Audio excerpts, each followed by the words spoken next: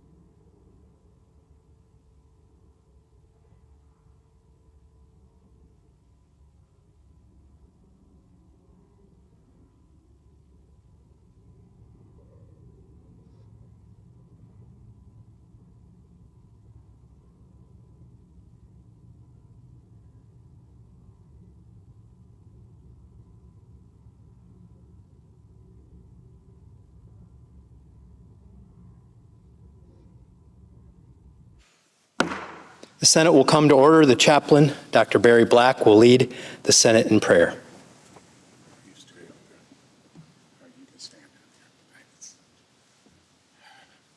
Let us pray.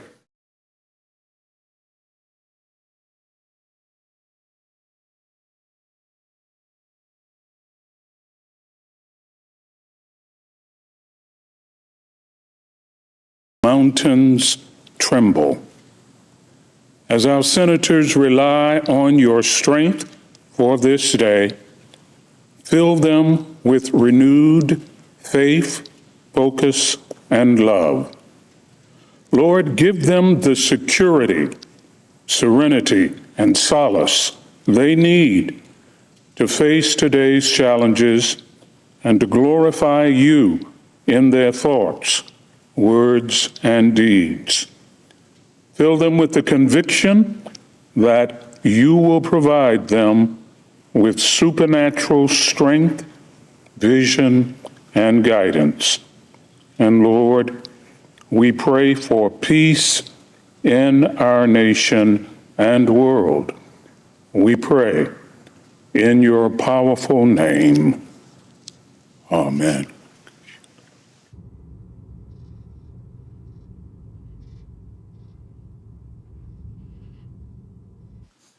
I pledge allegiance to the flag of the United States of America and to the republic for which it stands, one nation, under God, indivisible, with liberty and justice for all.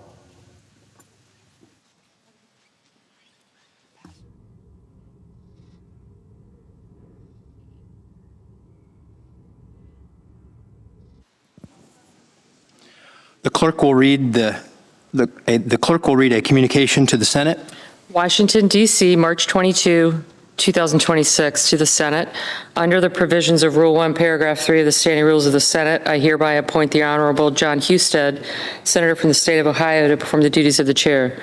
Signed, Chuck Grassley, President pro tempore. Under the previous order, the leadership time is reserved. Morning business is closed. Under the previous order, the Senate will resume consideration of the House message with respect to S. 1383, which the clerk will report. House message to accompany S. 1383, an act to establish the Veterans Advisory Committee on Equal Access and for other purposes.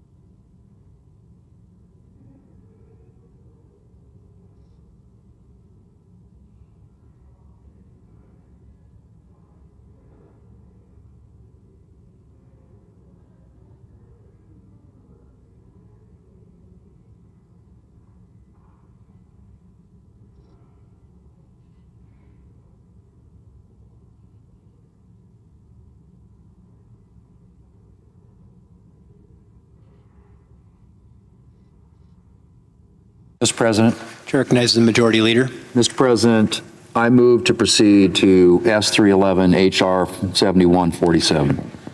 The clerk will report.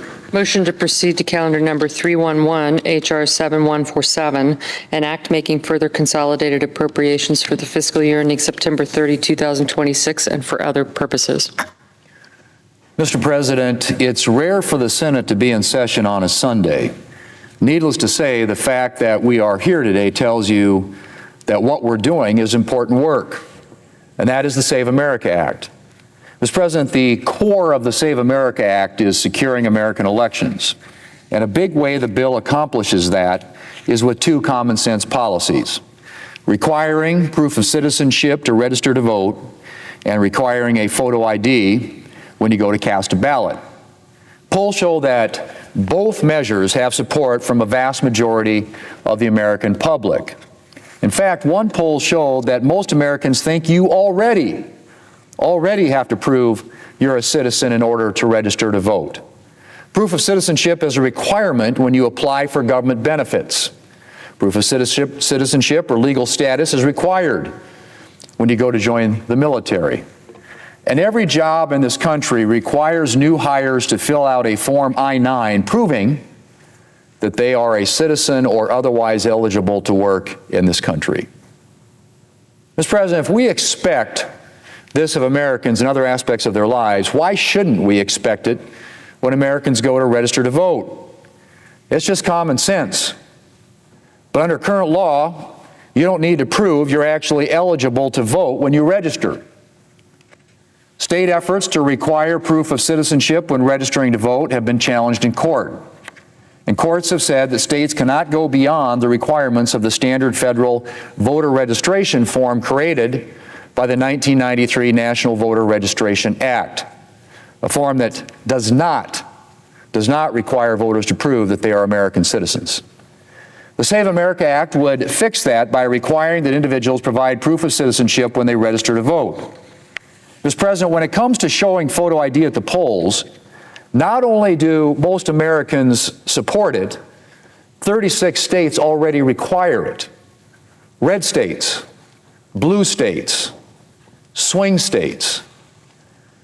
And I suspect that one of the reasons requiring a photo ID seems so common sense to Americans is because showing a photo ID is something the American people have to do for a whole host of other things in their daily lives.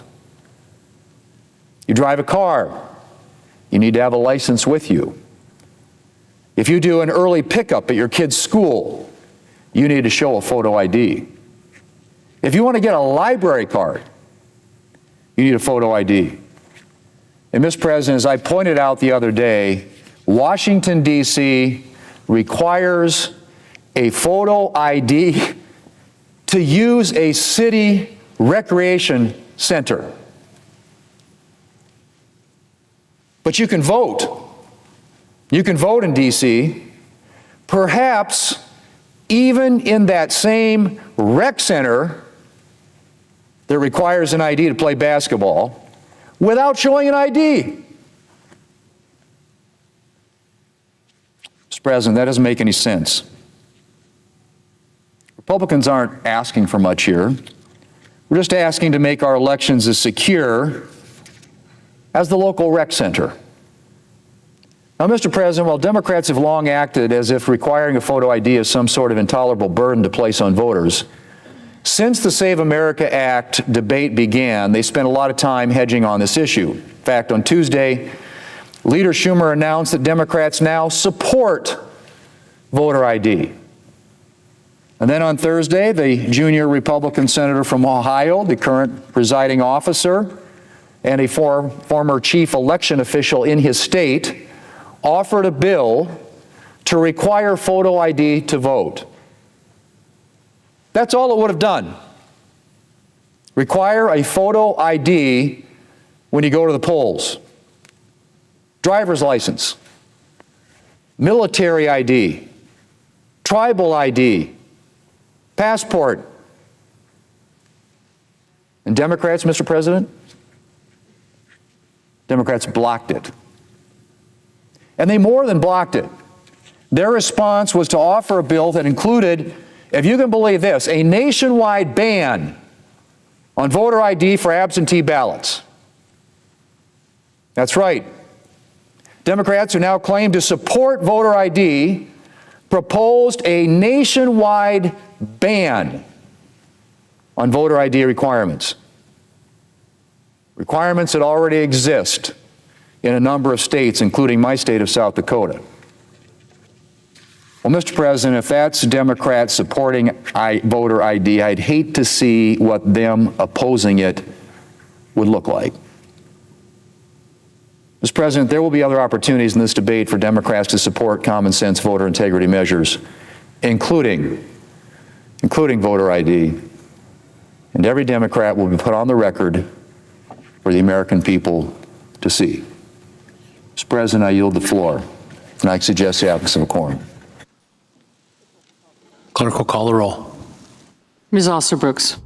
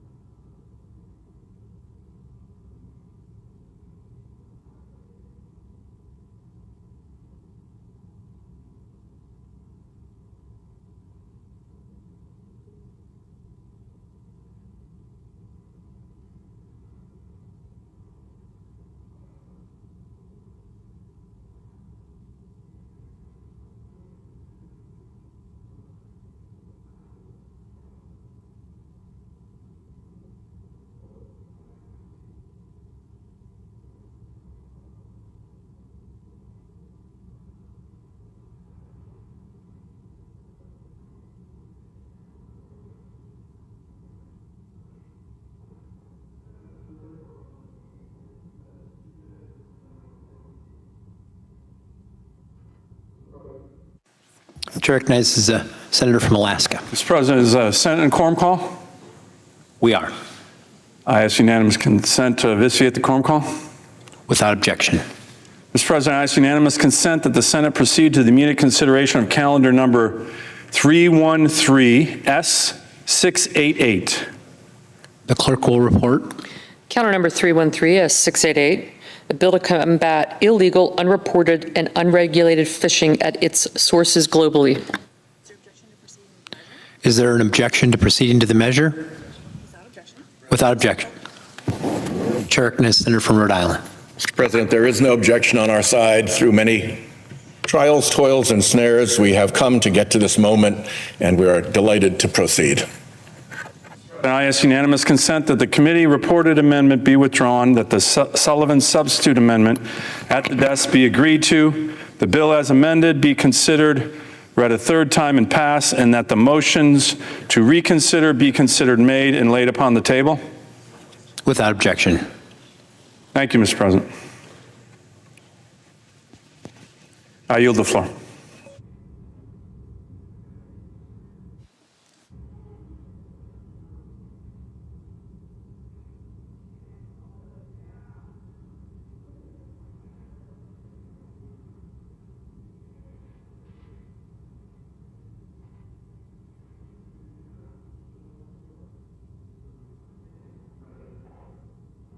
Chair recognizes the The senator. absence of a quorum.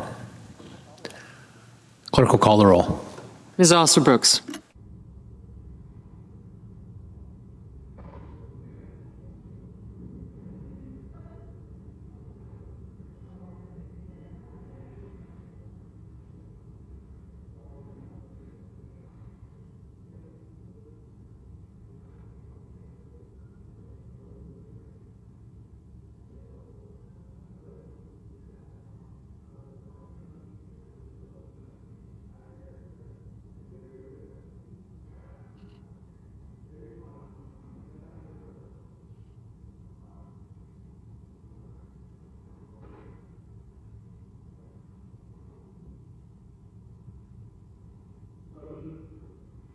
Chair recognizes the senator from Massachusetts. Mr. President, I ask unanimous consent that the Senate proceed to the immediate consideration of calendar number. The Senate's currently in a quorum call. Okay, I ask unanimous consent for the vitiation of the quorum call. Without objection. Thank you, Mr. President. Mr. President, I ask unanimous consent that the Senate proceed to the immediate consideration of calendar number 118S843. The clerk will report. Calendar number 118S843, a bill to require the Secretary of Commerce to establish the Sea Turtle Rescue Assistance Grant Program. Without objection, the Senate will proceed. I ask unanimous consent that the committee reported amendment be considered and agreed to, the bill as amended be considered read a third time and passed, and that the motions to reconsider be considered made and laid upon the table. Without objection. Thank you.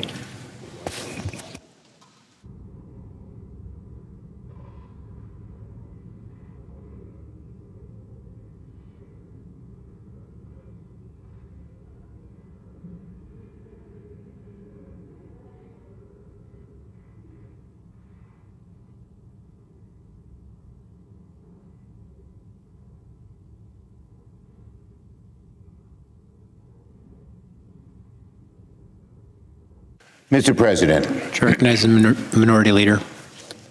Mr. President, could we have some order, please? Senate will be in order. Thank you. Mr. President, we in quorum? Mr. President, the Senate is in session once again this weekend, and once again Republicans are doing nothing productive. Yesterday, instead of considering legislation to tackle inflation or end the war in Iran, MAGA Republicans wasted Senate floor time on a radical culture war amendment that went nowhere. It failed, and it accomplished nothing. A total waste of time with nothing to show for it. And yesterday, Republicans once again blocked the Senate's ability to finally start paying our TSA workers. These workers have gone now for weeks without pay They work around the clock. They keep our airports running. And Republicans had the chance to pay them once again, and they refused. They refused. And the bottom line is, this was the first time we saw yes or no votes from Republicans on an amendment that simply said, pay them. Don't wait, as the Republicans are saying, till we resolve all the other issues in ICE. It simply said, pay them now, and they said no. And that shows you when they're voting yes on amendments that won't actually pay them because they can't pass, it won't pass because it's tied to all the other complications in ICE, including the desire that American people have, that we must have warrants when you bust into someone's home, that the police should not wear masks. They say they'll only vote for TSA agents if we get rid of those things, if we don't make sure they have to wear masks. That's fake. That's not really helping TSA workers. Our amendment did. They all voted no, but we're going to keep at it. I say this to TSA workers. I say this to people at the airports who are waiting online ungodly hours. We will keep doing this until the Republicans see the light, feel the pressure, that they are holding up payment and relent. Now, today, Donald Trump and Homan are saying they will deploy ICE agents to airports starting on Monday. This is really disturbing. ICE agents who are untrained and have caused problems everywhere they've gone, lurking at our airports, that's asking for trouble. And it will certainly make the chaos at the airports even worse.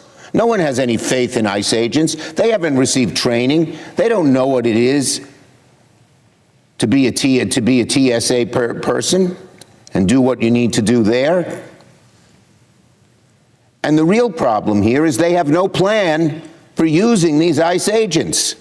Trump says send them there, they send them there, and Homan says they're still drawing up plans with less than a day's notice. What is this? We know what it is. It's another impulsive action by Donald Trump. Some idea pops into his head, and he announces it. And then the people working for him, a few of whom do have some degree of talent and ability, not many, underlings, they have to rush to try and implement what they know is an idiotic plan. In this case, it's a plan that has no planning. It's another impulsive action from Donald Trump. When he acts impulsively, there's usually trouble. Whenever Donald Trump acts impulsively with no follow-through, there's trouble. ICE agents will be asked to do things they are not trained to do. They don't know how to perform core TSA screening functions. Travelers will be on edge with federal agents looking over their shoulders. All they will do is worsen the situation at airports, which are already on edge. So I have an idea for Donald Trump.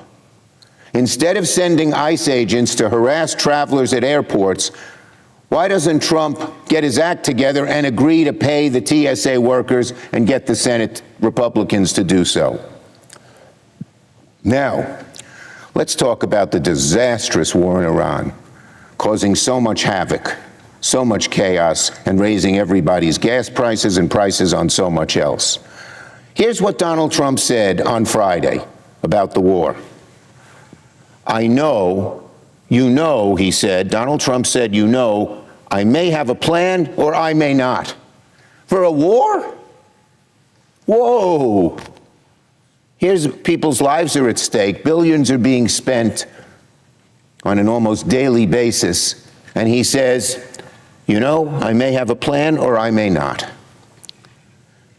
These are the words of the commander-in-chief in the middle of a war involving one of the most dangerous regimes on earth. I have a plan or I may not. That's unhinged and dangerous. Lives are on the line. The president says he may not even have a plan. Tens of billions are being wasted. No plan. Troops being killed and injured. No plan. Civilians being killed and injured. No plan. Gasoline costs $3.94 a gallon on average. And Trump, I have no plan. Or I may not have a plan, which means none. What does Donald Trump do? He lifts sanctions on two of the states that are enemies to us in so many ways, Iran and Russia, so they can go after our own troops and allies, lifting sanctions on Iran and Russia so they can go after our troops and our allies. It's the dictionary definition of asinine. Donald Trump's military strategy is like watching a snake eat its own tail. This war needs to come to an end. Secretary Rubio, Secretary Hegseth, and other cabinet officials must come before the Senate and testify under oath in public to explain why we're in this mess and what the goal even is. Even some Republicans are openly admitting they have no clue what the administration is trying to accomplish in the Middle East. Enough is enough. The American people do not want a war with Iran that has no end. They do not want to see our troops deployed again and again to the Middle East, and they don't want to just have a knot in their stomach every time they pull up to the gas pump, and soon enough the grocery store as well, because of the higher prices caused by this war. It must come to an end. I yield the floor.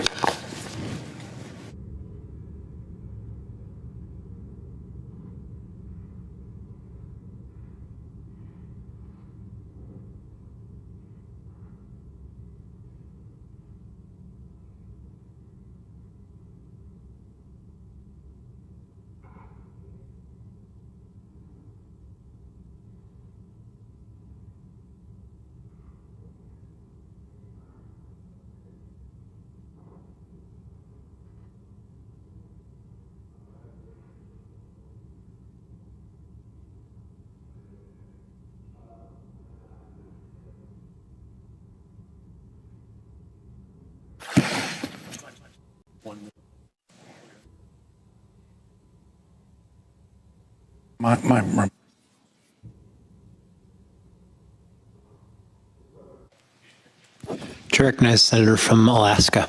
Mr. President, I want to speak on the vote we're getting ready to take here right now. And, you know, the minority leader, Senator Schumer, was on the floor just a minute ago. I certainly hope we can continue to move forward in a good faith manner to fund Homeland Security and get the reforms and compromise that have been demanded on both sides. I'm hopeful we can get there. But one way we can show that momentum, and I believe there's momentum in these negotiations, we all need to fund Homeland Security, is to have a strong bipartisan support for the Secretary of Homeland Security, who we're getting ready to confirm here on the U.S. Senate right now.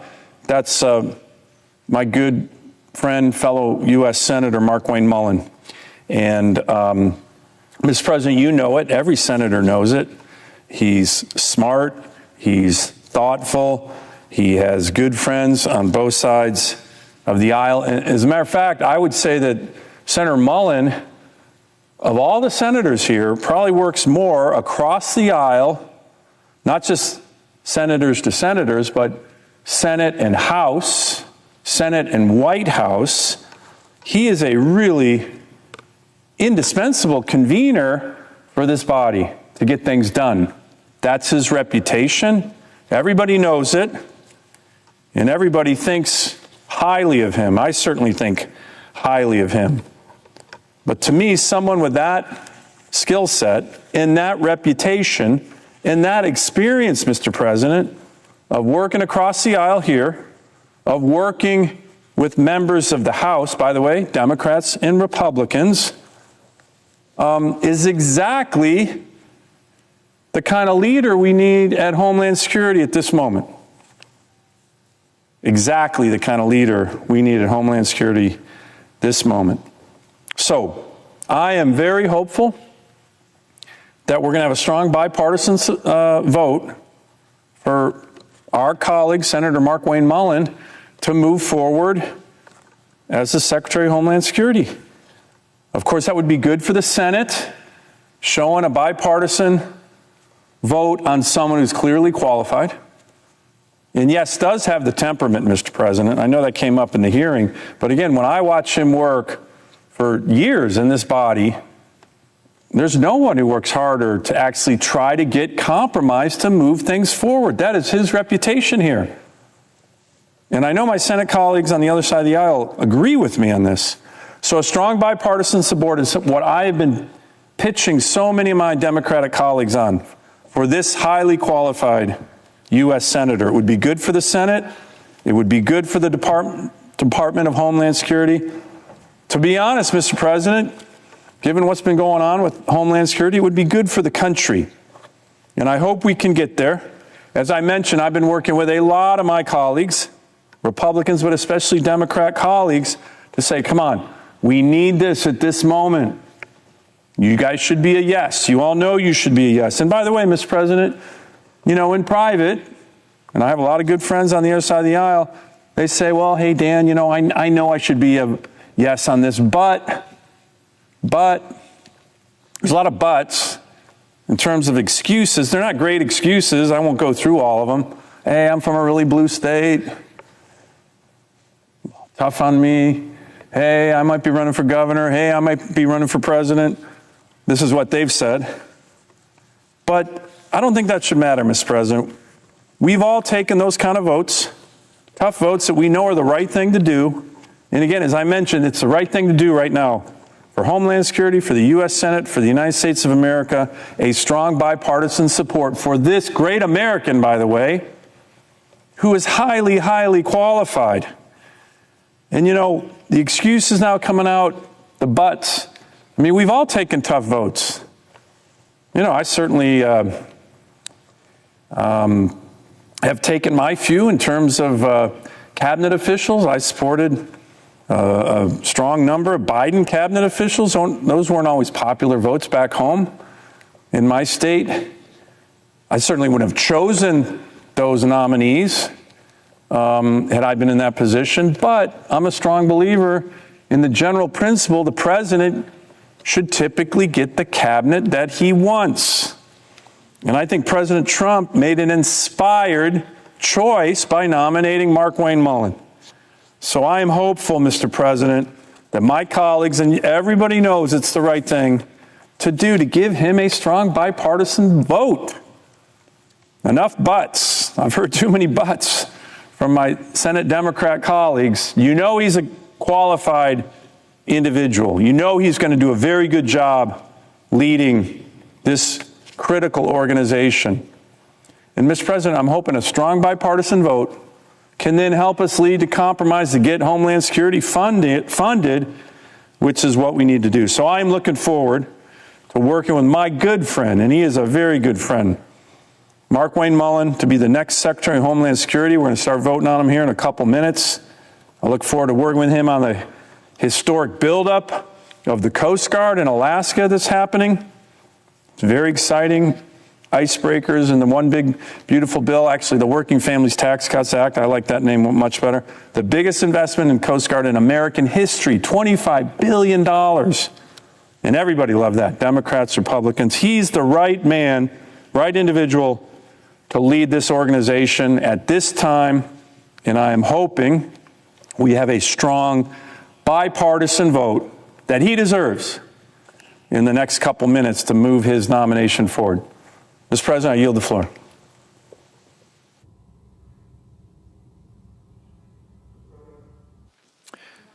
Chair recognizes the senator from Alaska. Mr. President, I ask unanimous consent to waive the mandatory quorum call with respect to the Mullen nomination. Without objection.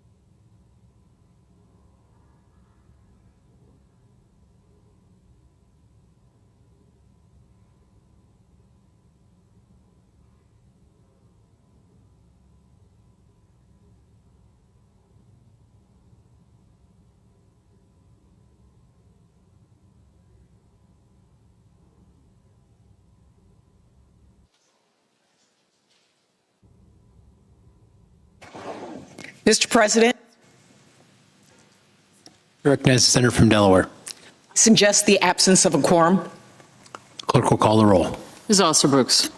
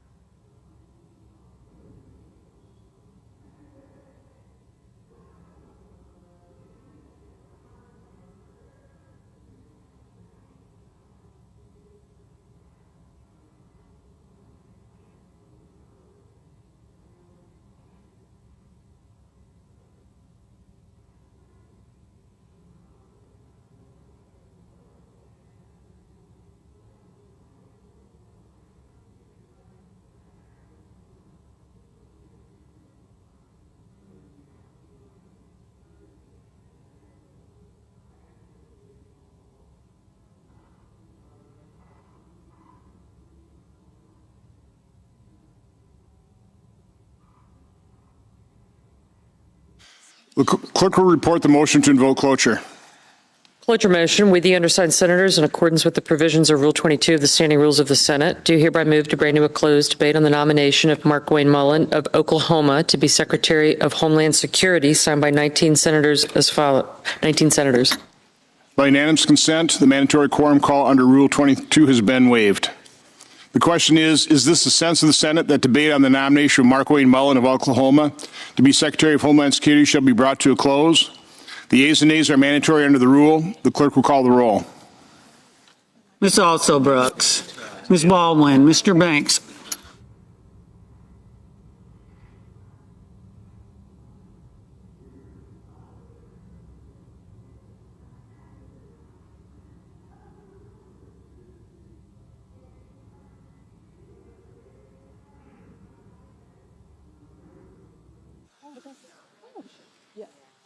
Mr. Banks, Mr. Barrasso, Mr. Bennett,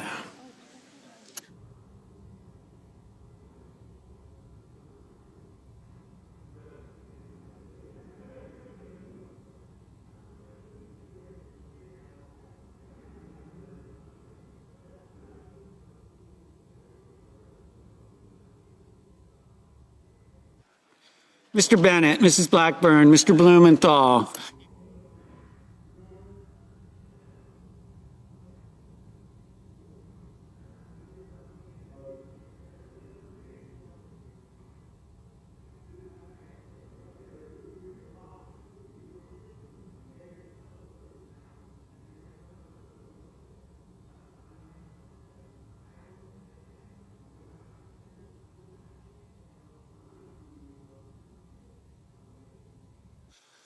Mr. Booker, Mr. Bozeman, Mrs. Britt, Mr. Budd, Ms. Cantwell, Mrs. Capito, Mr. Cassidy, Ms. Collins, Mr. Coons, Mr. Cornyn, Ms. Cortez Masto, Mr. Cotton, Mr. Kramer, Mr. Crapo, Mr. Cruz, Mr. Curtis,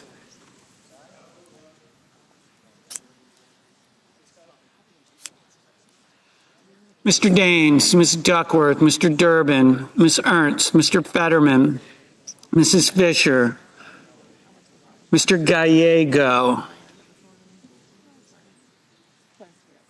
Mrs. Gillibrand, Mr. Graham, Mr. Grassley, Mr. Haggerty, Ms. Hassan, Mr. Hawley, Mr. Heinrich,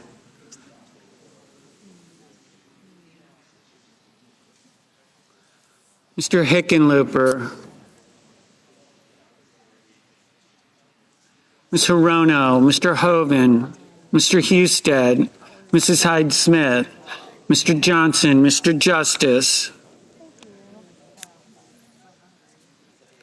Mr. Kane, Mr. Kelly, Mr. Kennedy, Mr. Kim, Mr. King, Ms. Klobuchar, Mr. Langford, Mr. Lee,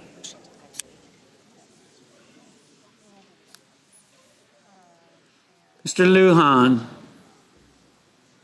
Ms. Lummis, Mr. Markey, Mr. Marshall, Mr. McConnell, Mr. McCormick, Mr. Merkley, Mrs. Moody, Mr. Moran, Mr. Moreno, Mr. Mullen,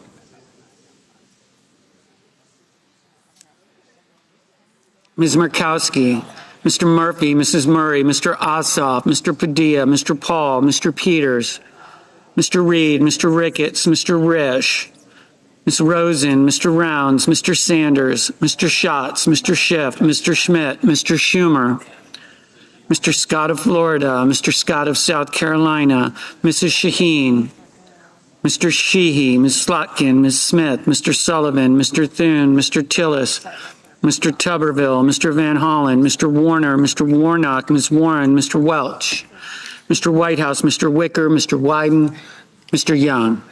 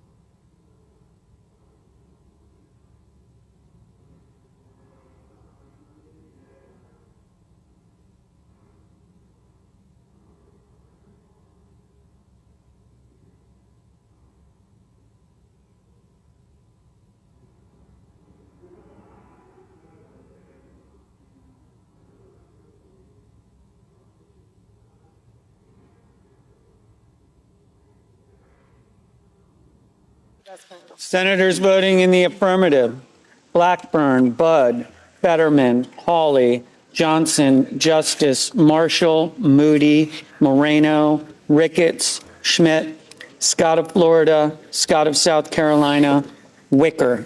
Senators voting in the negative: Baldwin, Blunt Rochester, Cantwell, Duckworth, Klobuchar, Padilla, Schatz, Schiff.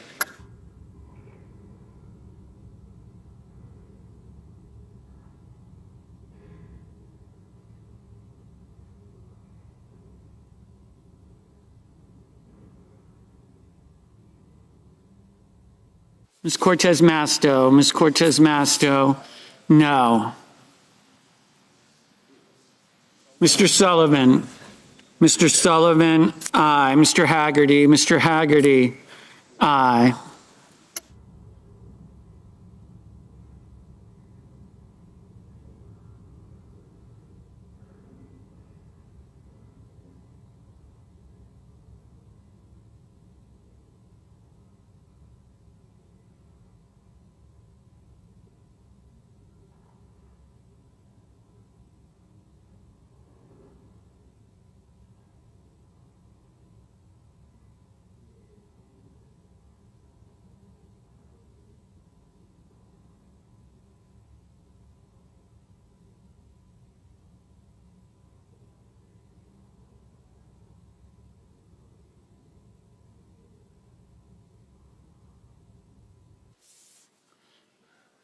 Mrs. Capito, aye.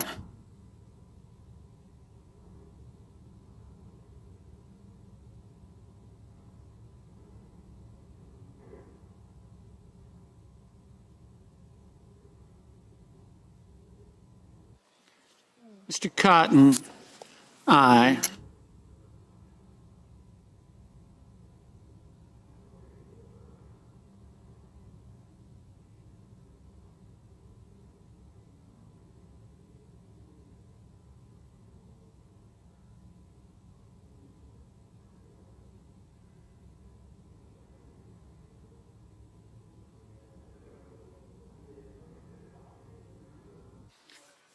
Mr. Mullen, aye.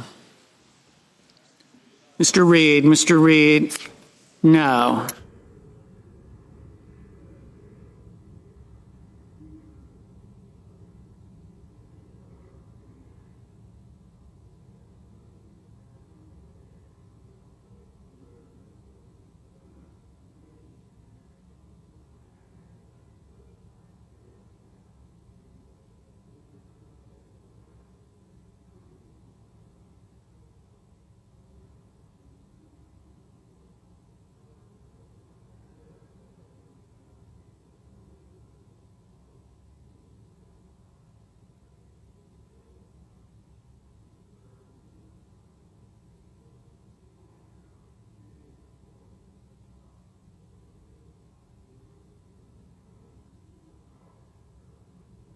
Mr. Lujan, no.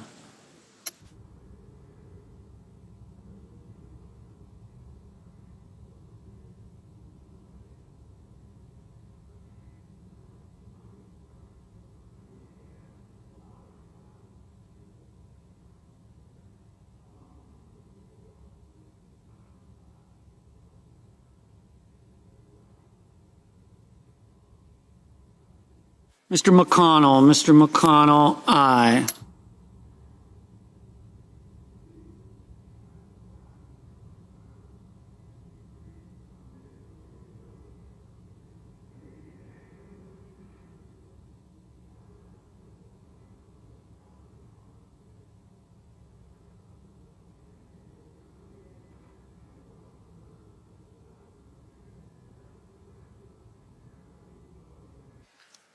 Mr. Kim, no.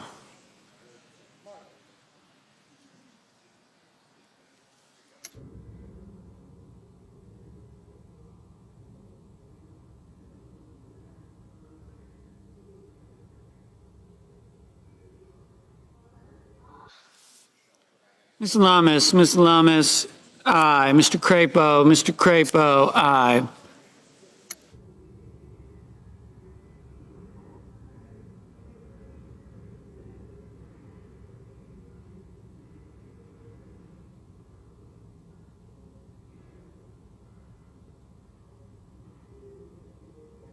Mr. Daines, aye. Mr. Cassidy, aye. Mr. Warnock, no.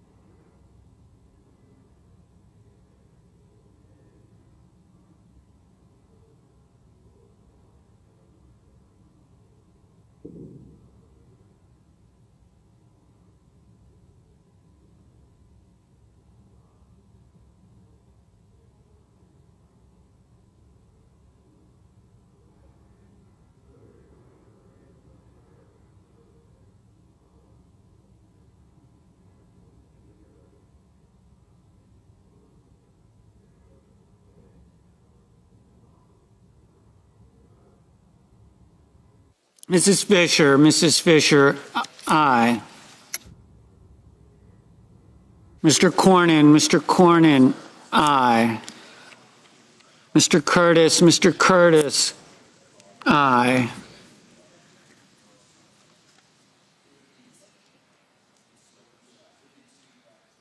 Mr. Markey, no.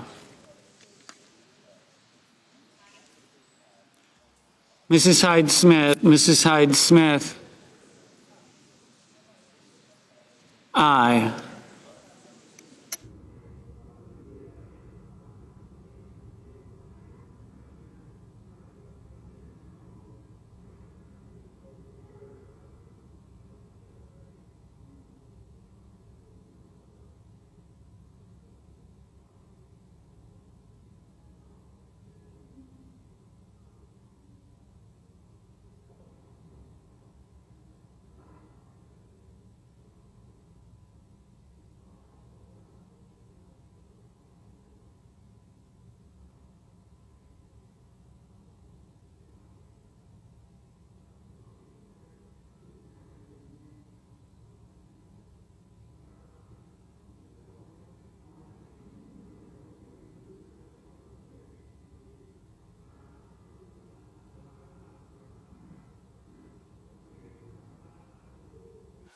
Mr. Bozeman, aye.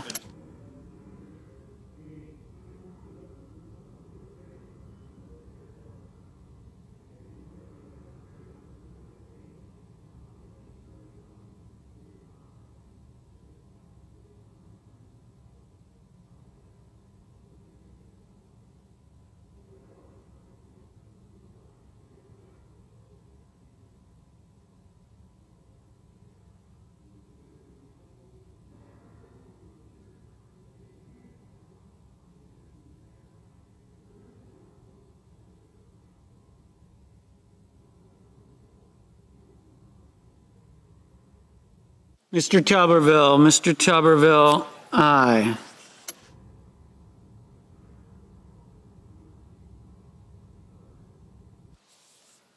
Mr. Banks, aye. Mr. Hoven, aye.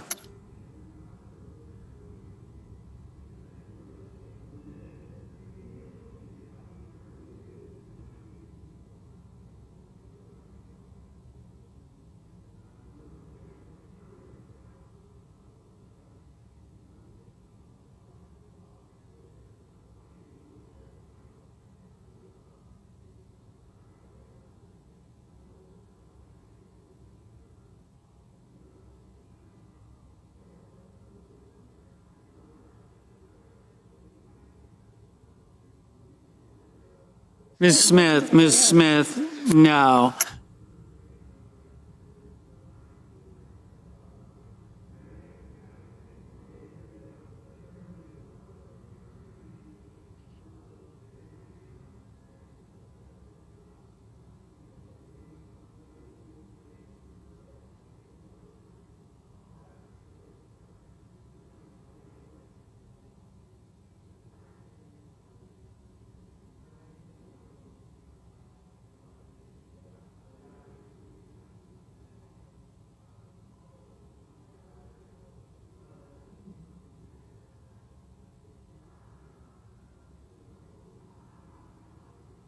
Ms. Rosen, no.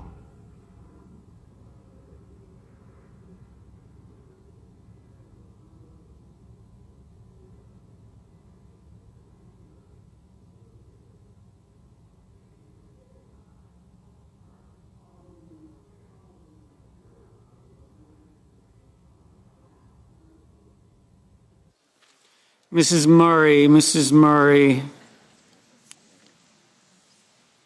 no.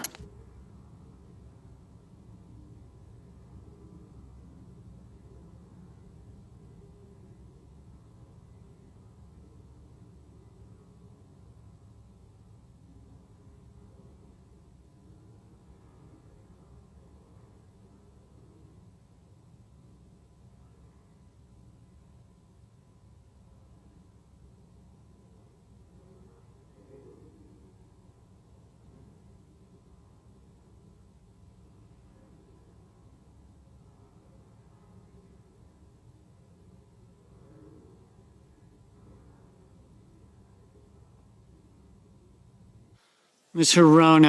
Hirono, no.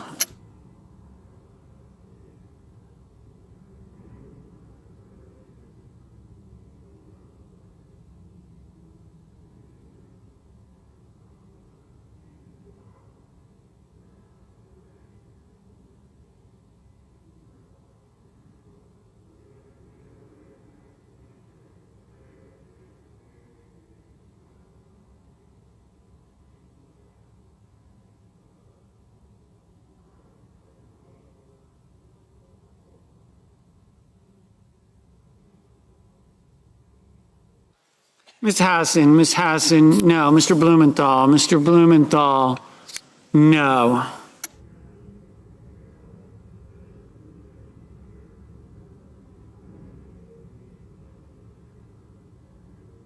Ms. Alsobrooks, no. Mr. Murphy, no. Ms. Warren, no.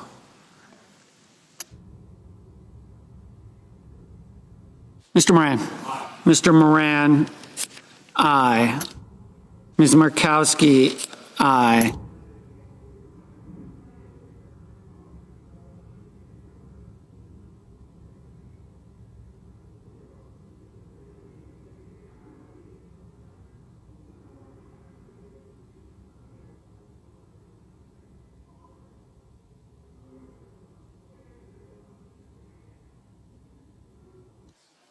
Ms. Slotkin, no. Mr. Kennedy, aye.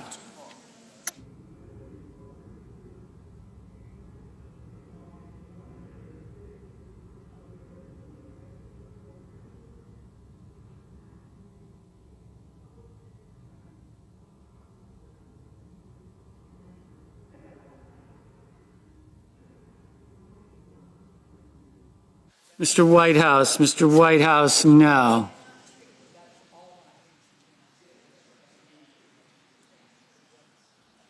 Mr. Sanders, no.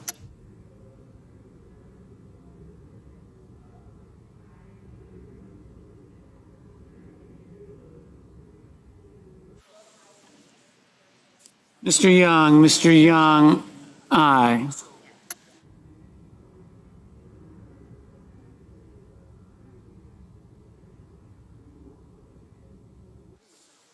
Mr. Van Hollen, no.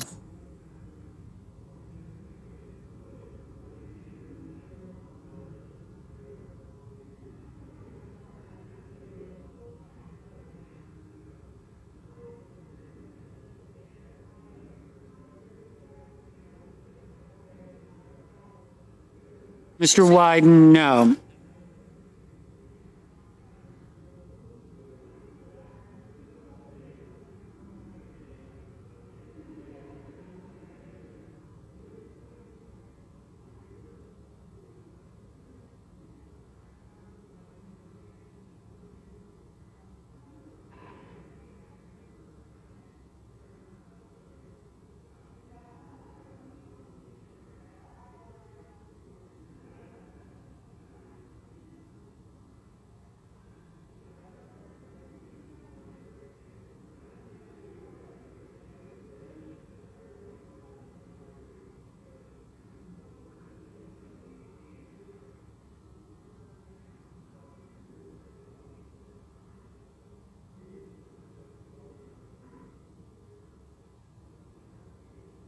Mr. Warner, no.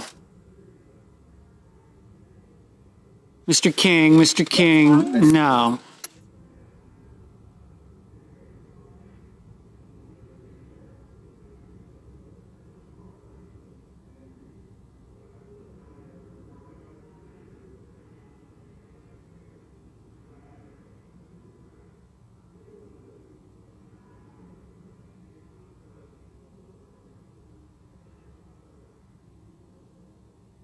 Mr. Ossoff, no.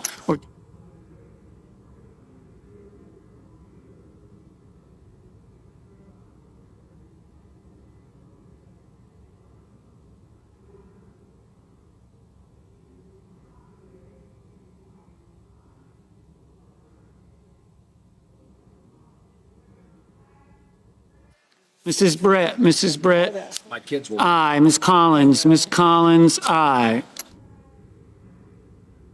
Mr. Merkley, no.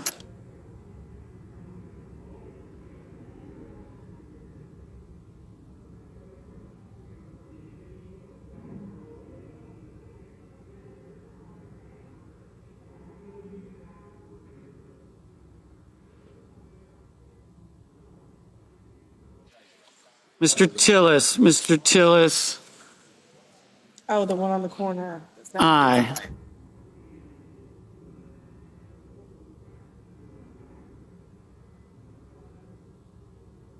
Mr. McCormick, aye. Mr. Hickenlooper, no.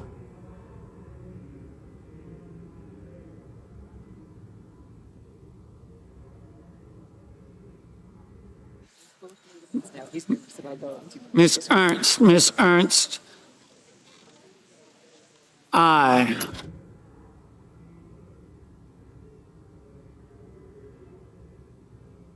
Mrs. Gillibrand, no.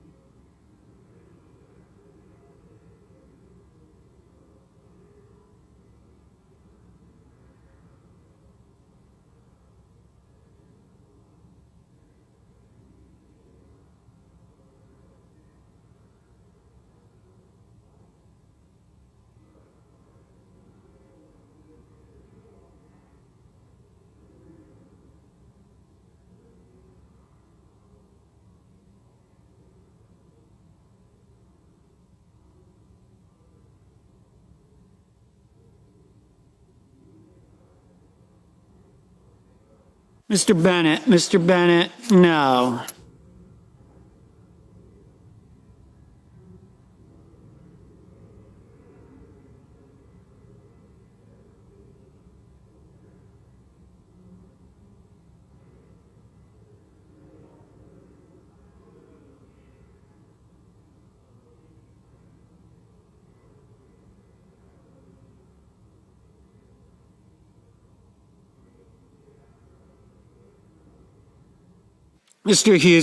Mr. Husted, aye.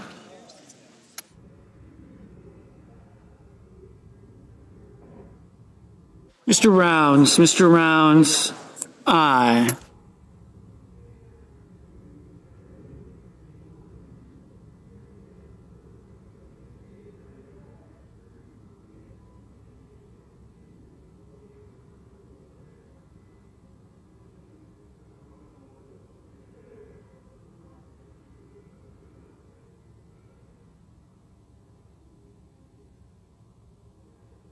Mr. Lee, aye.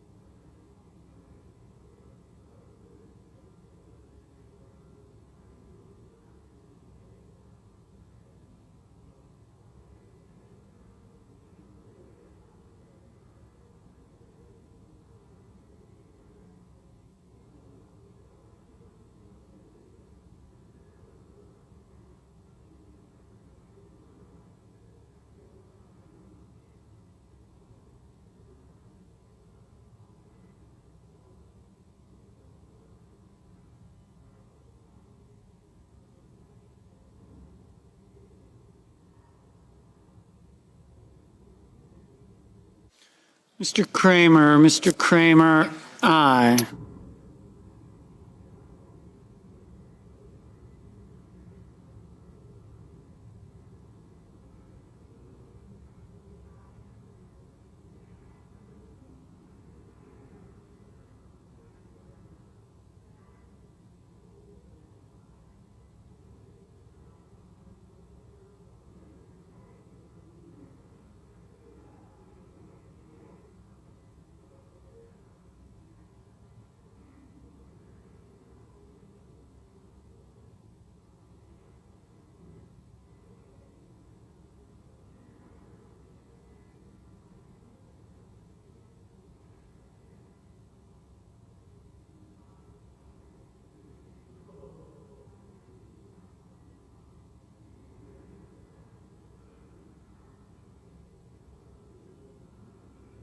Mr. Welch, no. Mr. Barrasso, aye.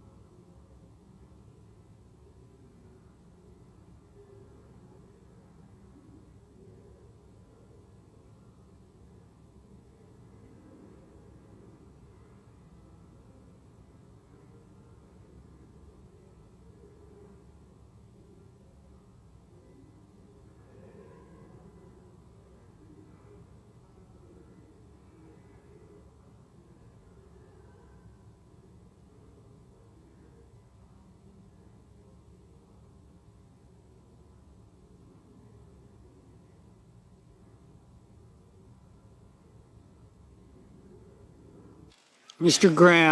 Graham, aye.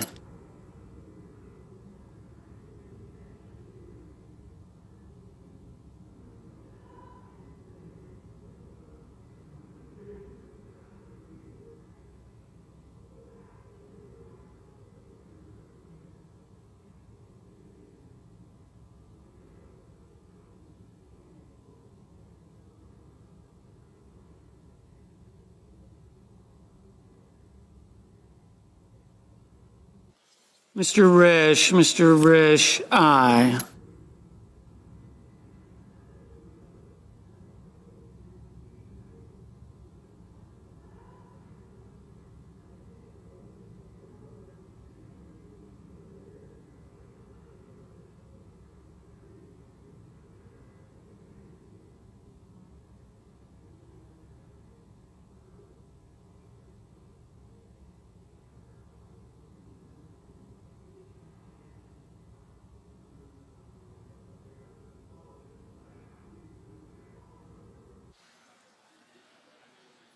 Mr. Grassley, aye. Mr. Schumer, no.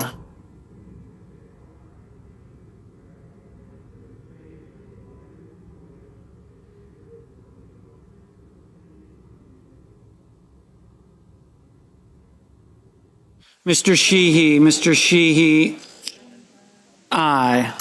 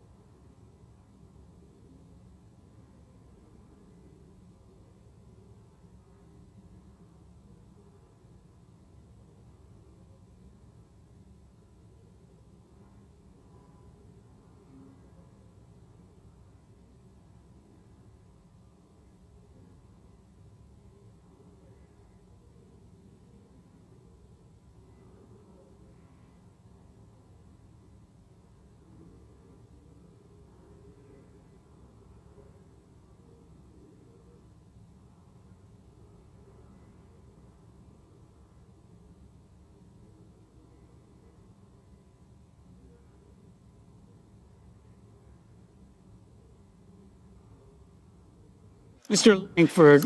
Langford, aye.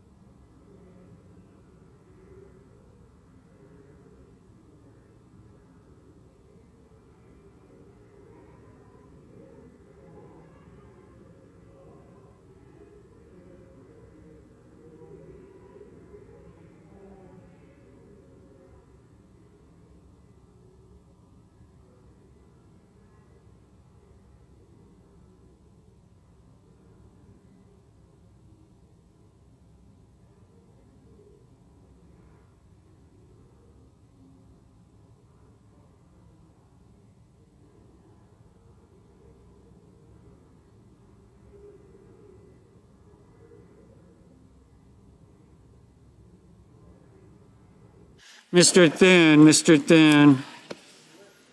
Aye.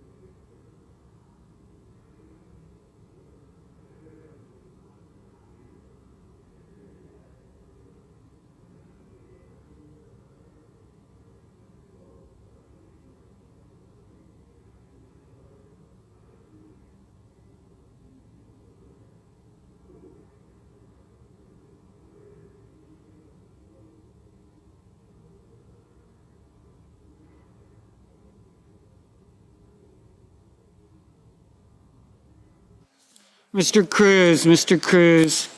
Aye.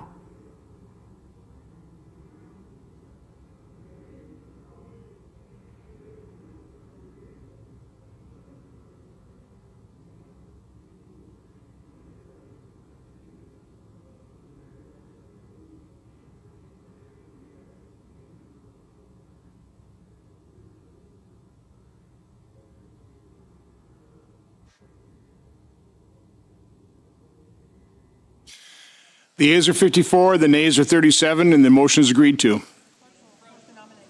The clerk will report the nomination. Nomination, Department of Homeland Security, Mark Wayne Mullen of Oklahoma to be Secretary. Mr. President. The senator from Louisiana. Mr. President, could I ask for order and we respectfully ask Order. conversations in the cloakroom to be taken off the floor? Thank you, Mr. President. Mr. President, I have a resolution that I've talked about before. I want to emphasize that it's not a bill. Could I ask for order, Mr. President? Can I order in the chamber? I want to emphasize, Mr. President, that it is a resolution. It's not a bill. I also want to emphasize at the outset that it only applies to the Senate. It only applies to the United States Senate. And here's what my resolution would do. It would change Senate rules to provide that when we are in a shutdown,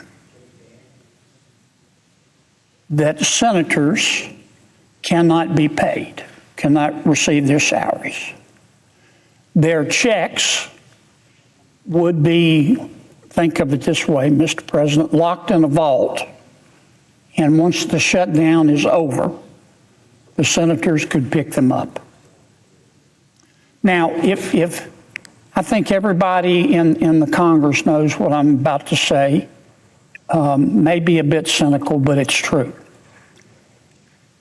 If I were king for a day, I'm not, and I don't aspire to be, and I wanted to avoid shutdowns, I would do two things.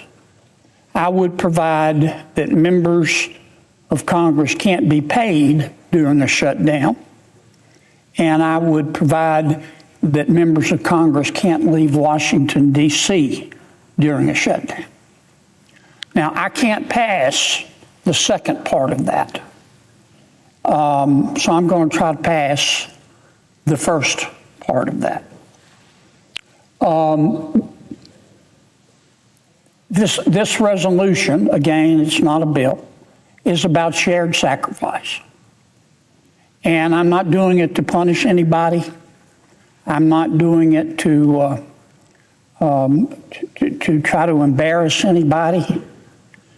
I recognize that there are varying degrees of wealth among United States senators and their ability to go without a paycheck.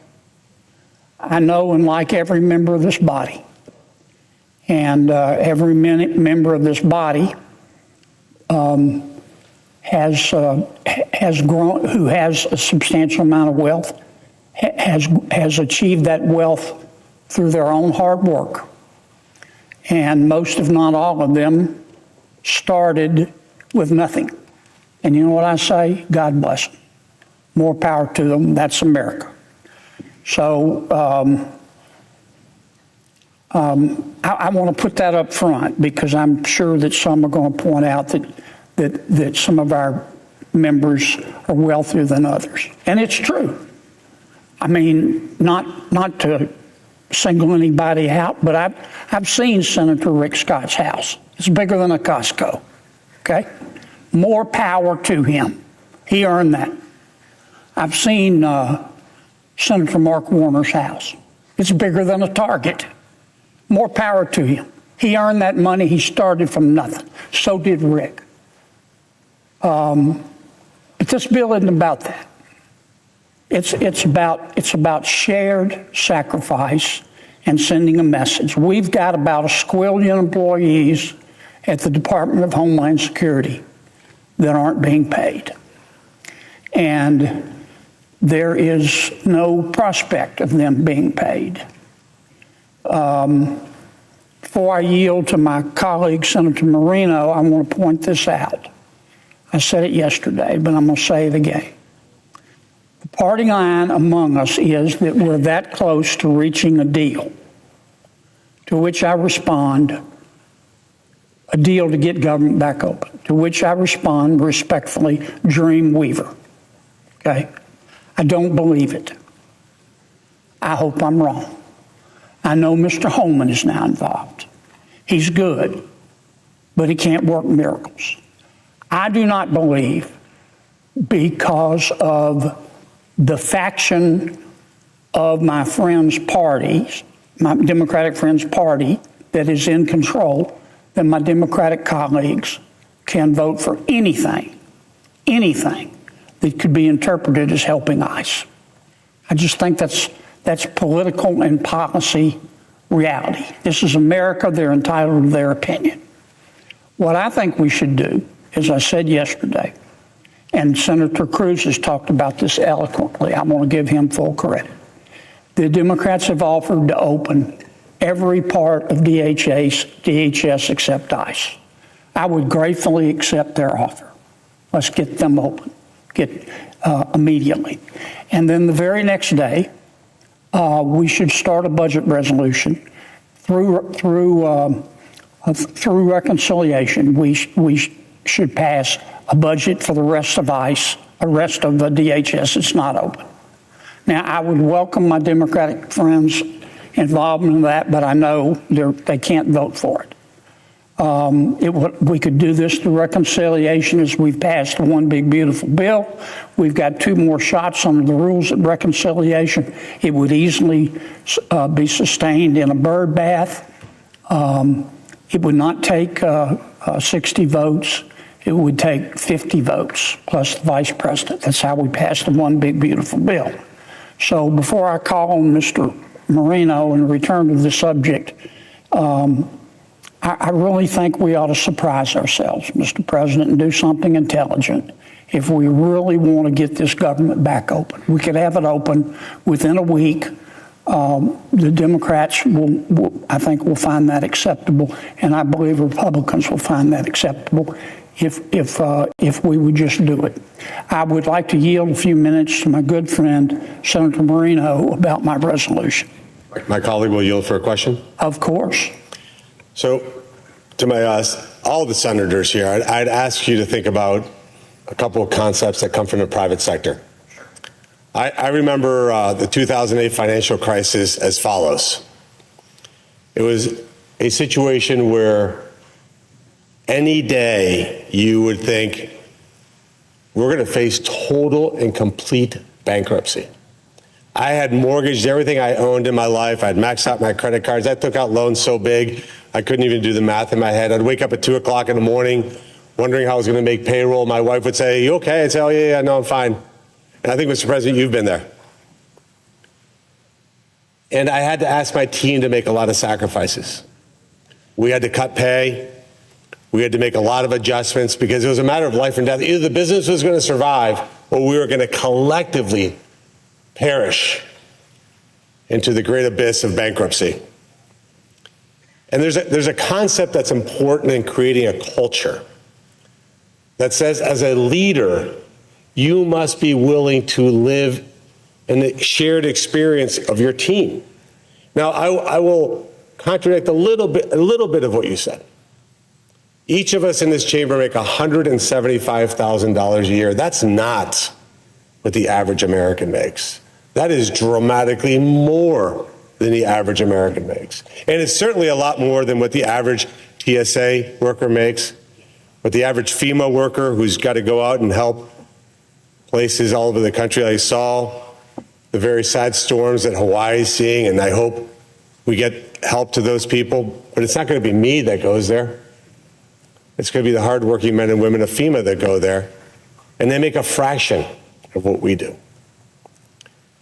I can't imagine having a job in which for the third time in 6 months, you have to explain to your wife or husband or kids, hey, I didn't get a paycheck today.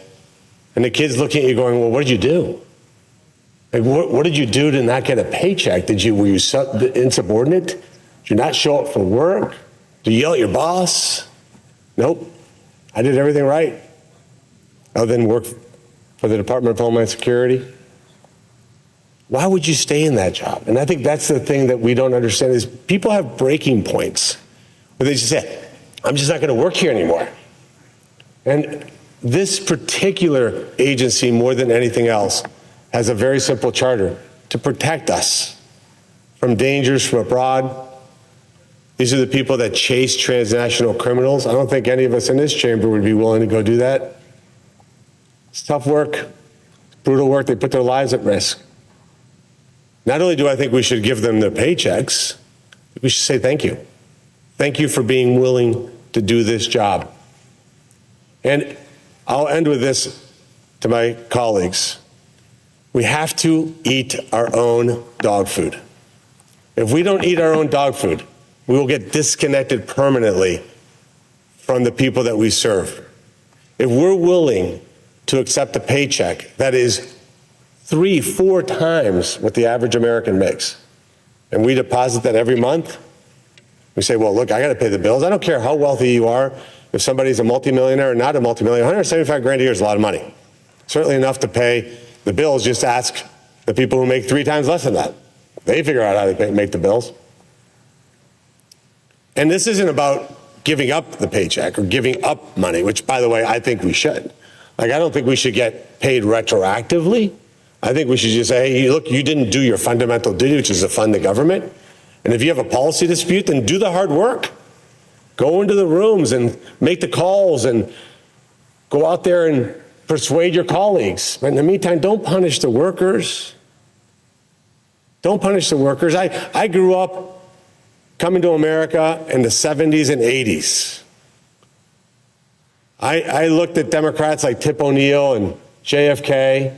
These were Democrats that said, above all else, we are the party of the working man and woman of this country. We are for the people who built this country. The very wealthy, they're just fine. They're just fine. But we focus on the working men and women of this country. And what drove me to run for office, not what I expected ever to do in my life. Believe me, never did. But I do consider it a great honor. Every day, including today, beautiful sunny day, I see the Capitol. I'm like, my God, what would my mom and dad think if they were alive? That their youngest son gets to work in the United States Capitol. It's crazy. It's literally, you know what my mom would say? Only in America. Only in America. But there's 260,000 families that aren't feeling the love right now. The least we could do today is say we join you in that shared sacrifice. We join you so that we can understand what it's like to have to leave here and say, hey, yeah, not good. We're not going to get a paycheck because we didn't do our job. And if we don't do that, what do you think the message it is? You're much more elegant than I am. I think the accent does you 80% of the bidding there. But What do you think that says? What is it? Here's my question. What does a signal of saying, no, no, no, no, we insist on getting paid 3-4 times what the average American makes. We're not willing to sacrifice anything because maybe we're special. Is that the message that's sent? Yield back. Here, Mr. President, and my good friend Senator Moreno, is the message that it will send if we do not pass this resolution. If it weren't for double standards, we wouldn't have any standards at all. If it weren't for double standards, we wouldn't have any standards at all. Now, the American people see what's going on. As I've said before, not every American reads Aristotle every day. They're too busy earning a living. They're too busy getting up, going to work, obeying the law, trying to do the right thing by their kids. As usual, Senator Moreno makes very salient points. He's aware, as am I, that once again, this is a resolution that just affects the Senate. It doesn't affect the House. Senator Moreno is well aware, as am I, and every member of this body, that this is a bipartisan resolution. To change the Senate rules, I had to go to the Rules Committee. My resolution, our resolution, passed the Rules Committee unanimously. Every single Republican and every single Democrat voted for this resolution. What I hear Senator Moreno saying in a very eloquent way, yes, there are varying degrees of wealth in this chamber, but we all make $170,000 a year. And that's a fortune for most Americans. I'm not saying that senators don't earn that. This bill's not meant to punish anybody. I know some senators who work so hard that $170,000 a year is probably equivalent to about $11 an hour. I mean, they're working all the time. This isn't about that. This is about shared values. This is about sending a message to our colleagues at TSA and elsewhere in DHS that we understand that we're trying to get government back open. But in the meantime, we're going to try in our small way to share your experience. So I would ask my colleagues, please, I don't like to talk too much about doing the right thing because I think everybody in this body wants to do the right thing. We just disagree sometimes over what the right thing is. But honestly, I don't see how any one of my colleagues can disagree with either the spirit or the letter of this resolution. So, Mr. President, as if in legislative session, and notwithstanding Rule 22, I ask unanimous consent the Senate proceed to the consideration of calendar number 296, SRES 526, which Senator Moreno and I have just talked about.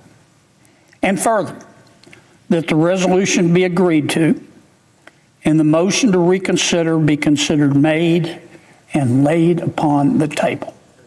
Is there an objection? The objection is heard.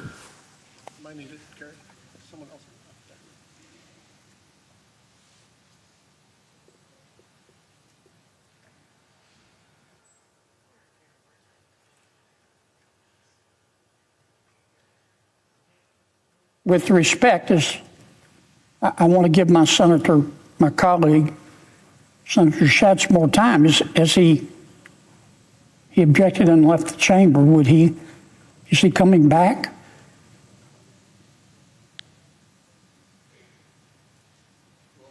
Wait, just one sec. I mean, is he Quick question. Is he ill?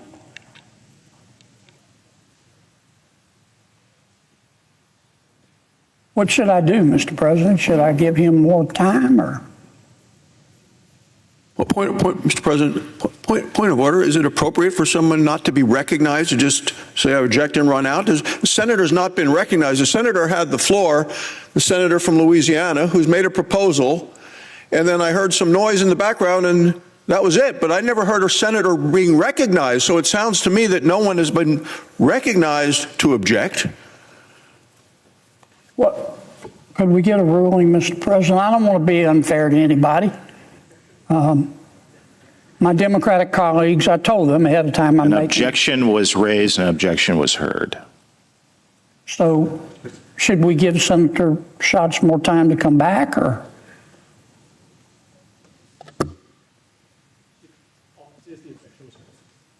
Should we give him more time to come back and explain? Wait, I see the parliamentarian giving us some guidance. So listen. Tony, trust me, I know what I'm doing. The chair cannot answer that. Okay. May I inquire why not, sir?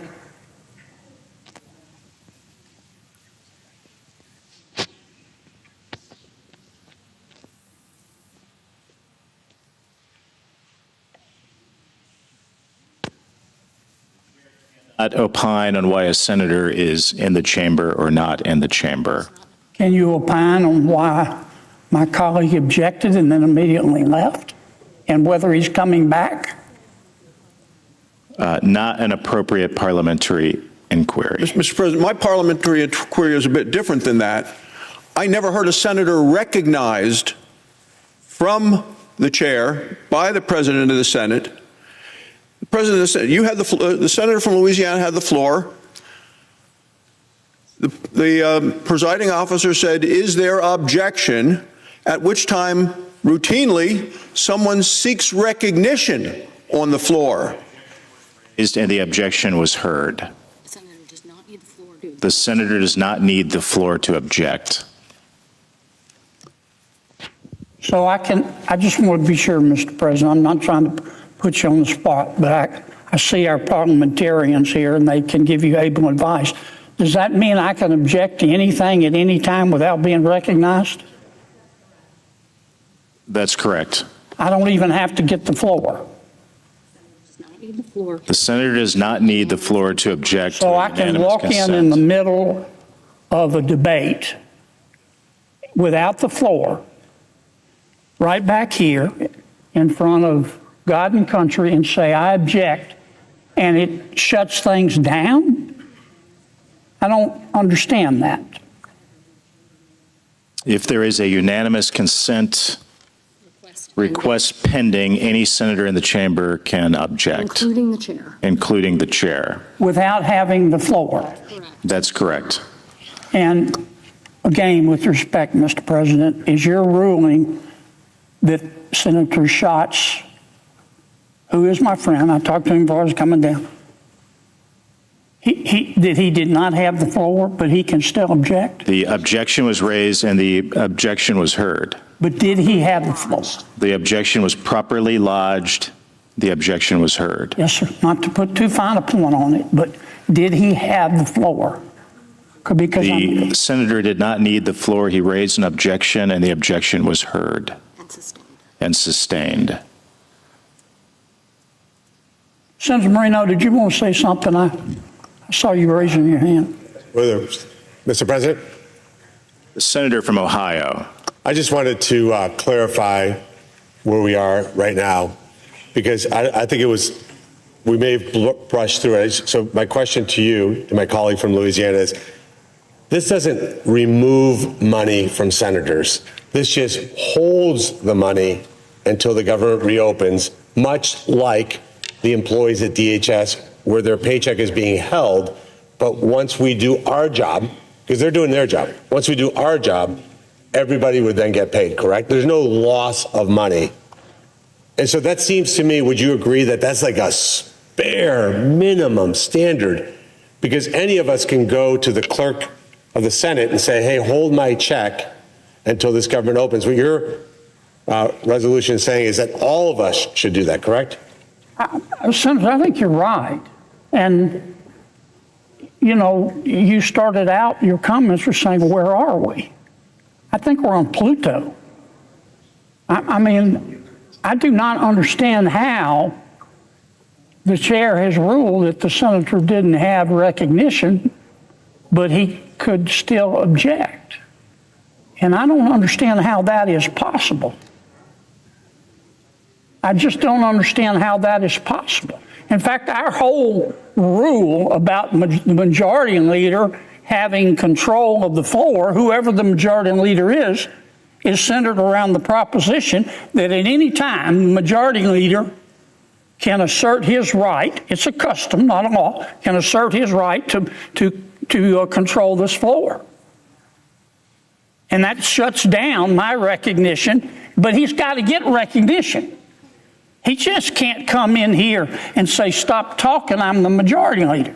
And I don't understand how a senator can object.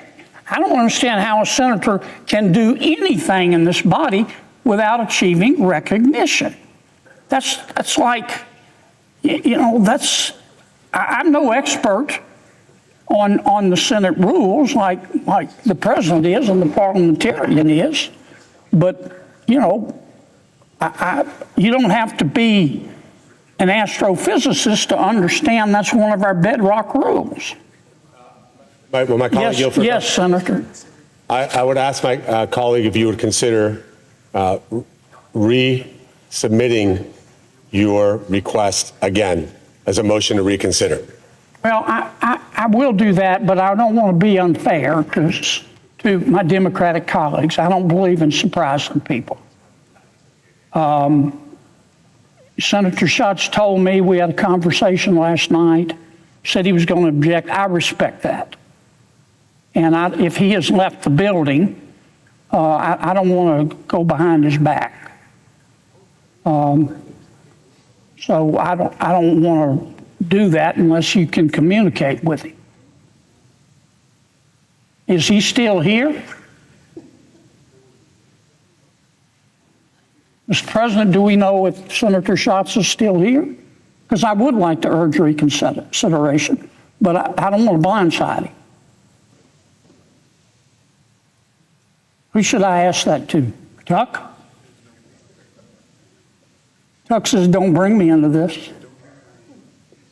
Gary?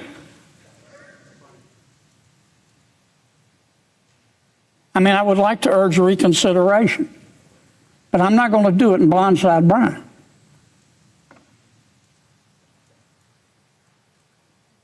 Can I bring it back later? Could I get a ruling on that? Could I ask that we contact Senator Schatz and tell him I'm thinking about reconsidering, but I don't want to blindside him? Mr. President? It's not an appropriate parliamentary inquiry. What if I made a motion?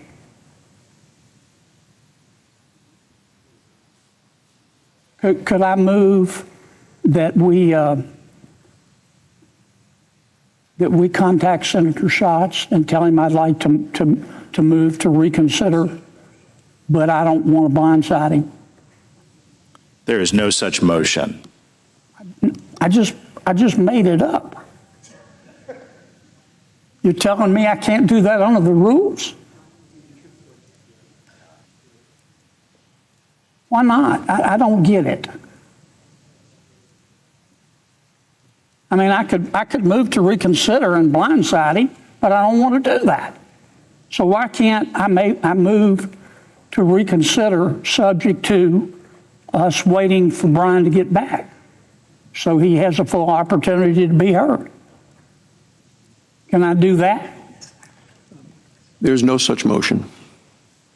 Sure there is. I just made it. Are you saying that the motion's out of order? Look, this is a serious matter now. Yes, it would take unanimous consent. This is a serious matter. Now, we've established that this resolution doesn't affect the House, It just says to the senators, while we're in a shutdown, no senator is going to be paid. You don't lose your money. You pick it up after it's over, after the shutdown's lifted. We've established the fact, Mr. President, that this went through the Rules Committee unanimously. Did I mention it went through unanimously?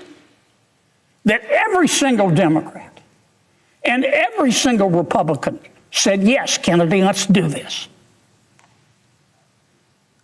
Mr. President, we've established that even though there are varying degrees of wealth among members of the Senate, and I say that's great,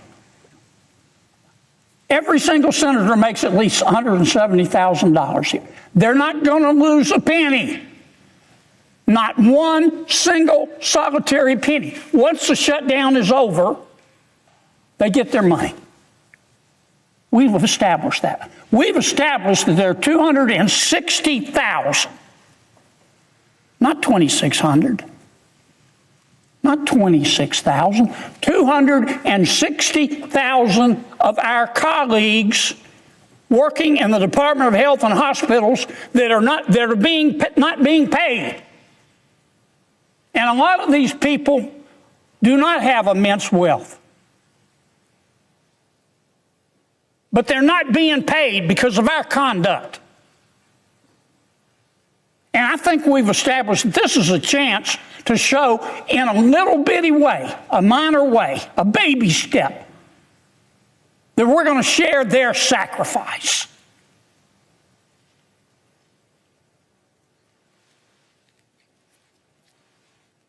And there's been an objection. I heard that ruling from the chair.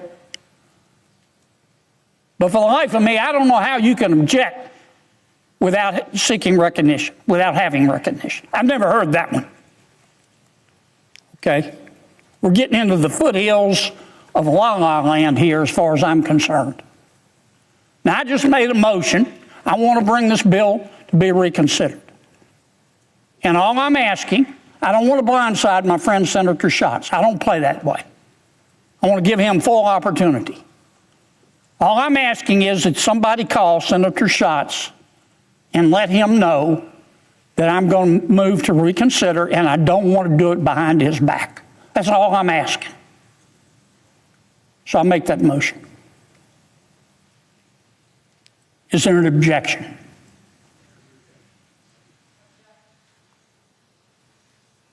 Well, there you go. My good friend, this senator didn't have recognition either.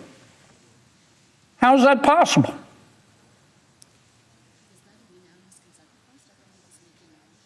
All right, I'm coming back, Mr. President.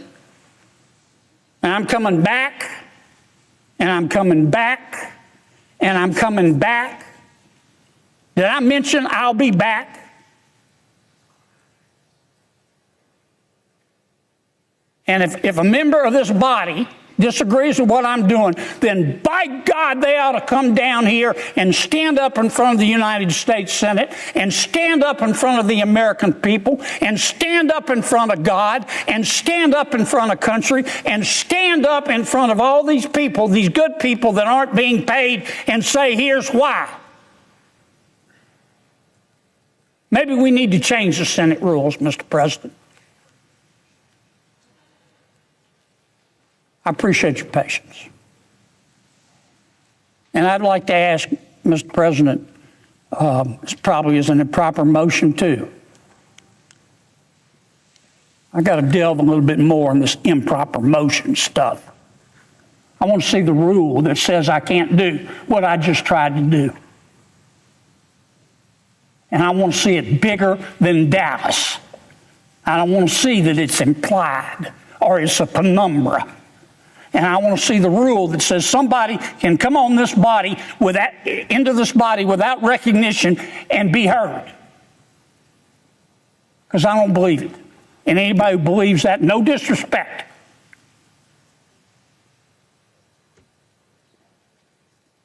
shouldn't be driving. Thank you, Mr. President. Mr. President. Thank you. Thank you, Mr. President. Just a parliamentary inquiry. Again, this is just somebody who's not been here a long time. I just want a clarification, parliamentary inquiry. In order to speak before the United States Senate, my understanding is that a senator has to yield the floor or complete his speech. Another senator, in order to speak, has to seek recognition from the chair in order to speak. Is that correct or not?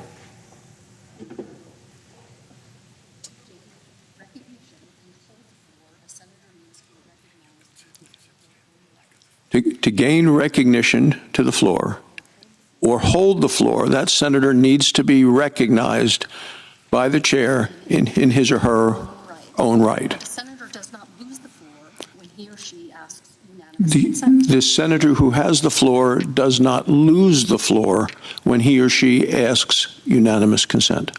And any senator in the chamber, including the chair, may object to unanimous consent. Any senator in the chair, including any senator in the chamber, including the senator in the chair, can object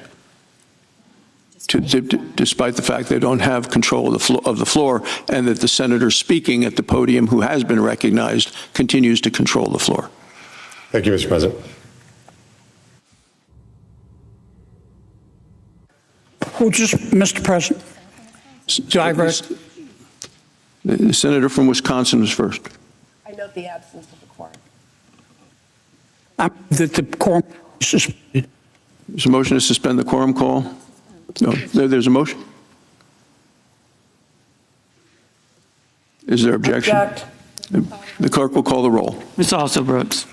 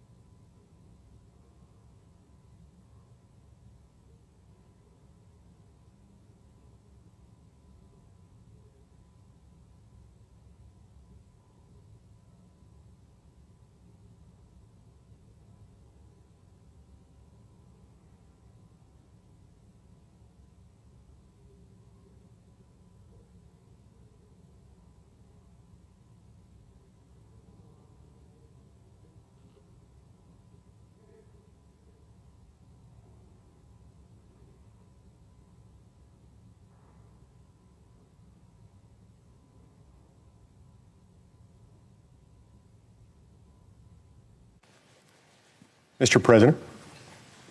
Chair recognizes the senator from Utah. I ask unanimous consent to suspend the court call. Is there an objection? Without objection. Mr. President, moments ago, as we convened and we cast votes getting ready to move forward with the confirmation of our friend and colleague, the distinguished junior senator from Oklahoma, to serve as the next Secretary of the Department of Homeland Security. It's important to reflect on the importance of this position and on the importance of the department that he has been asked by the President of the United States to lead. This is a department that 25 years ago didn't exist. It was created, of course, in the aftermath of the horrific attacks on the United States homeland on September 11th, 2001. It includes within it, among many other pieces, the apparatus that is used to control, as the name of the department implies, the homeland of the United States. Our ability to protect and defend our border, including our ability to protect and defend the border at the border and all the way in through the interior of the United States, through the enforcement of our immigration laws. This, of course, is one of the most fundamental and distinctively federal powers granted to the United States government by the Constitution. It is uniquely federal, not only in that it's given to the U.S. government by the Constitution, but that it has to be federal. It would be impossible to do this without it being a federal power, because no one state could be charged with border enforcement. If you had only the border states doing it, it would be unfair to the border states. And the border states, of course, would end up having to make policy surrounding immigration, border access, and so forth, and that would impact the other states as well. That's why the Founding Fathers were wise to put all of this in the United States government. And so it bears mention here that the department that our friend and colleague, the distinguished junior senator from Oklahoma, has been asked to lead, the Department of Homeland Security, it's a pretty important one to have funded. It is indeed regrettable, to put it extremely mildly, that that department has now been shut down for well over a month. And this doesn't occur in a vacuum. This occurs just a few months after that department was shut down for a very lengthy period of time, starting in the fall, starting in October. This isn't fair to the brave men and women who place, in many instances, their own lives, their own comfort, their own safety on the line day after day after day to defend the United States homeland, to defend our border, to enforce our immigration laws, and perform so many other tasks that are essential to the security of the American people.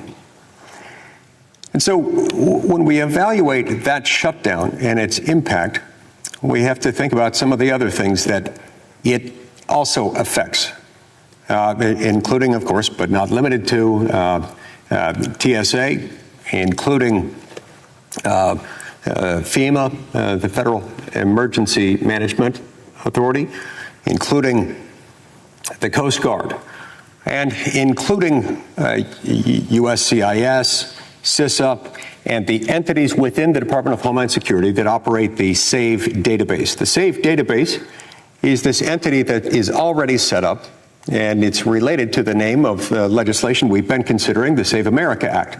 The SAVE database, of course, is what is set up within the Department of Homeland Security to help us ascertain the citizenship or lack thereof of persons who are already registered to vote in the United States.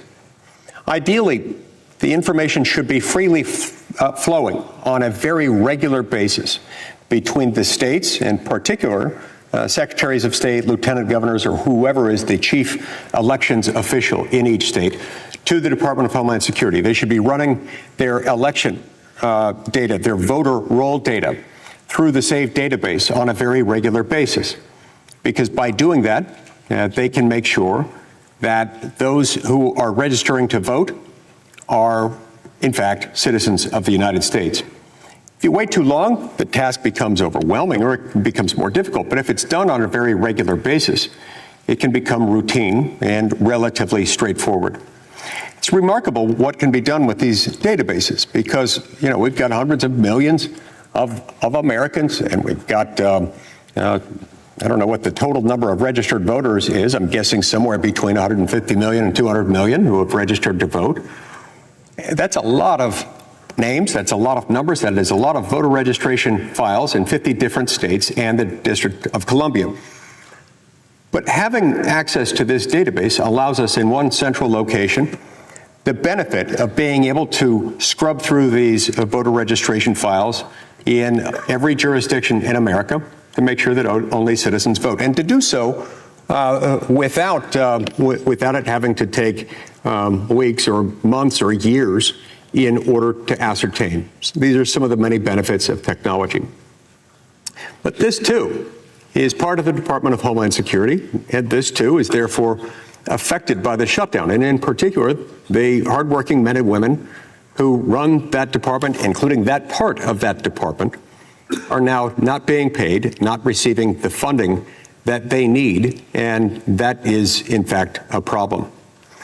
Now, ideally, this would take place voluntarily, and the states uniformly would share the information, because why wouldn't they want to comply with the law? Why wouldn't they want to make sure that they're not facilitating, inadvertently or otherwise, violations of federal law, including provisions of federal criminal law that carry with them serious felony penalties?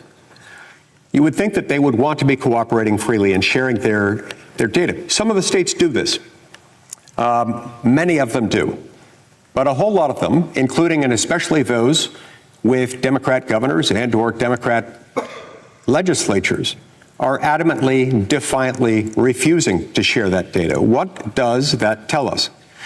Now, it's not as though this would involve an enormous amount of effort on the part of those states, not as though they can blame it on being short-staffed, not having adequate expertise to send over that data, because the work is done largely, almost entirely, by federal officials on the other end. And every state does have personnel on hand to manage and oversee the maintenance of these voter registration files. So one must ask the question, why would these blue states, a couple dozen of them, refuse so consistently, so defiantly to share that information? What is it that they gain from that? What is it that they would lose? I can't really think of anything legitimate that they would lose by sharing the data. This is a service being offered to them by the U.S. government. It's not like the U.S. government's going to charge them a bunch of money to do it. It's not like it's going to require their personnel to do it. So why wouldn't they want that? Well, before you answer that question in your own mind, let me feed you an additional data point that I think has some relevance here. In a handful of those states, I believe it's 3 or 4 states and the District of Columbia, at a minimum, have legalized non-citizen voting within their states within some local elections. Now, why they would want to do this, I do not understand. I fail to comprehend why that is a good idea. It seems like a terrible idea. But no federal statute prohibits it. Nothing in the U.S. Constitution prohibits it, insofar as we're talking about a state or a local office, and a state or a local election for a state or local office. The federal law, neither the federal statutes nor the U.S. Constitution prohibits that from happening. So assuming state law allows it and their state constitution doesn't prohibit it, states are allowed to do this. But once they do it, it creates a problem. And it creates a strong inference, a strong presumption of an ongoing, much bigger problem. Because if you are one of those states that allows voters to register to vote and then cast votes in some local elections, that means they have a voter registration file. Questions have been asked by federal authorities of the state elections officials in those states. What is it that you're doing, or tell us the process by which you are able to secure a degree of confidence that those voter registration files belonging to non-citizens who are, by operation of state law, allowed to vote, notwithstanding their non-citizen status, in local elections? What is it that you're doing to make sure that those same people who have registered to vote don't show up on election day in November or on a primary election day earlier in the year to cast votes in connection with federal elections? And here I'm referring primarily, of course, to U.S. Senate and U.S. House of Representatives elections. They've been asked that question, and they refuse to answer. Now, just think about that for a moment. That's pretty chilling.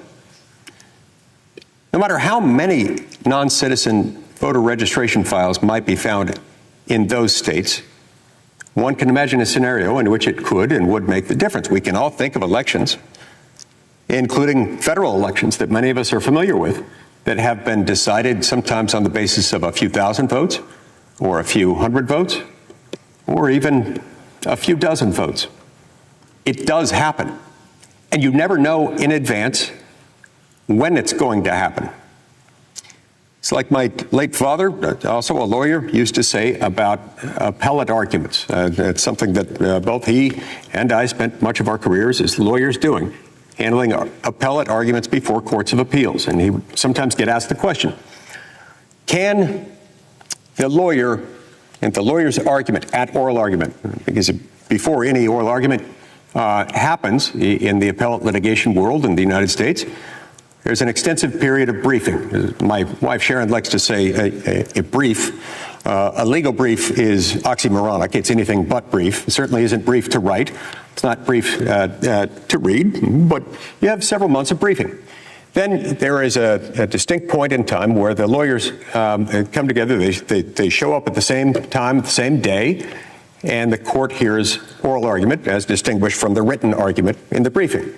And he used to get asked the question, does oral argument make a difference, or is it always decided on the briefs? And he would consistently say the same thing every time he was asked that answer.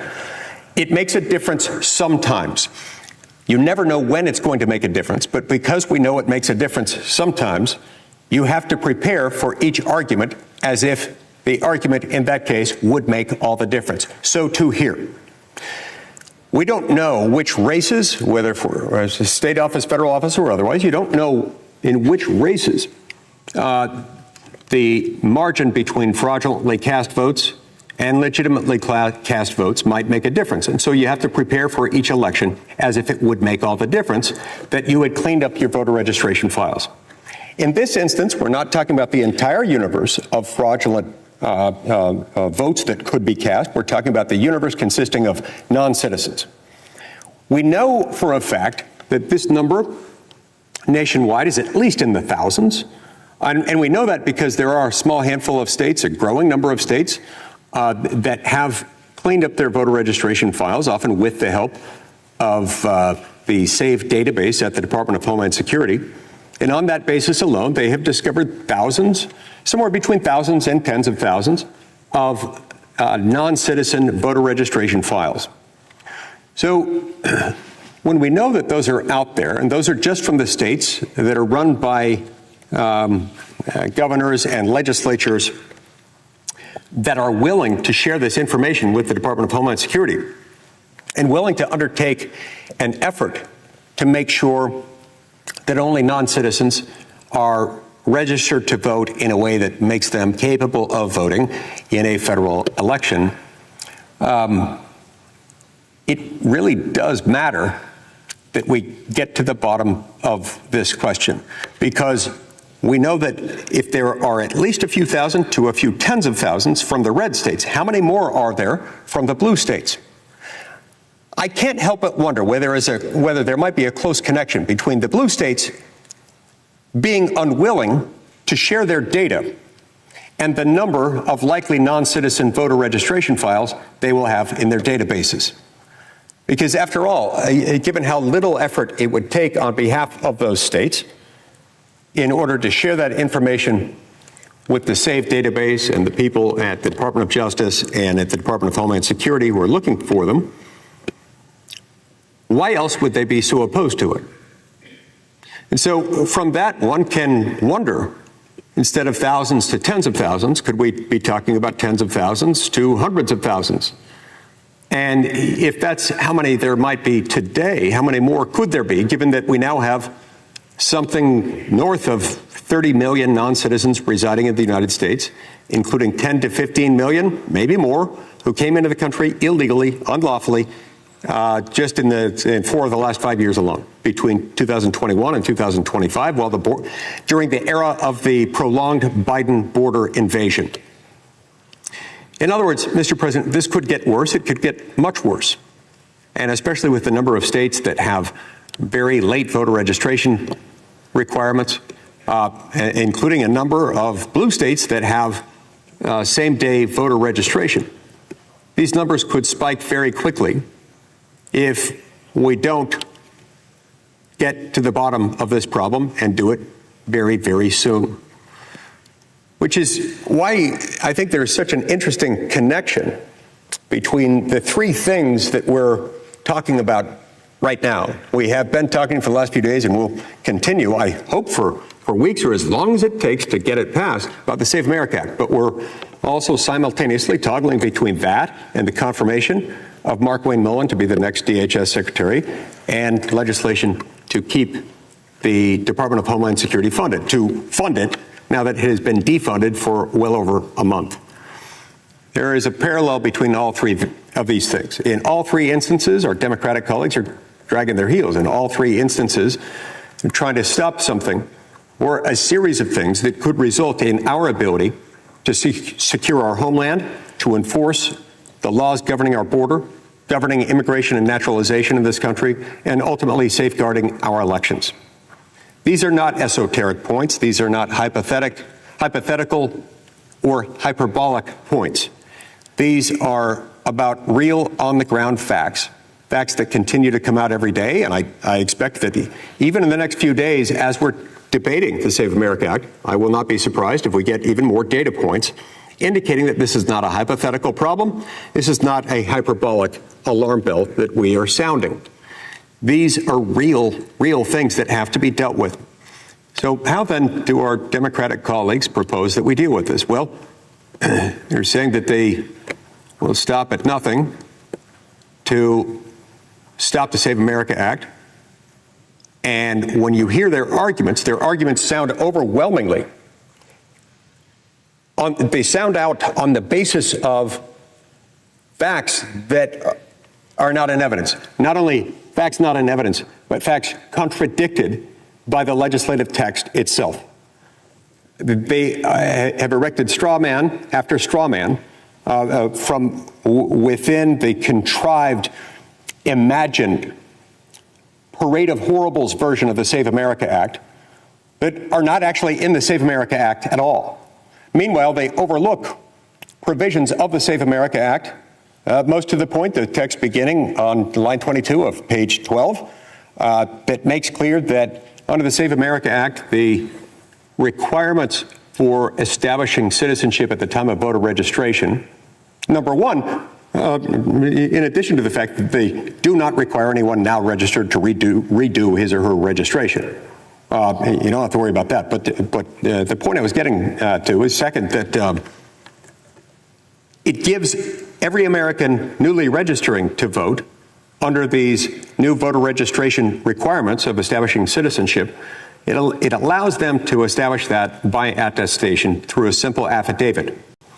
If you are a natural-born citizen, you will provide one set of facts in your sworn statement. I was born in such and such a city. These were my parents. Here's the date when I was born. The basic essential facts that one would have to know in order to establish that you are a natural-born citizen. Or alternatively, if you're a naturalized citizen, you were born somewhere else, you're not a citizen as of the moment of your birth by virtue of the circumstances surrounding your birth, therefore not a natural-born citizen, but at some point you became a naturalized citizen. You would need to provide a different set of facts about where you were born, who your parents were, when you came to this country, under what mechanism, and through what process, and on what date you were made a citizen of the United States. You can do all this through a simple affidavit, even if you don't have any of the requirements, any of the more typical, more common documents that are required elsewhere, including when every citizen starts any job anywhere in the United States, as a U.S. citizen, you have to establish your citizenship. And you have to do so with a set of documents that is much more rigid and far less flexible than what we allow for in the Save America Act. Because to start a job, you got to fill out the I-9 form. The I-9 form requires you to provide either a U.S. passport establishing citizenship or alternatively an original certified copy of your birth certificate accompanied by a government-issued photo ID or a Social Security card.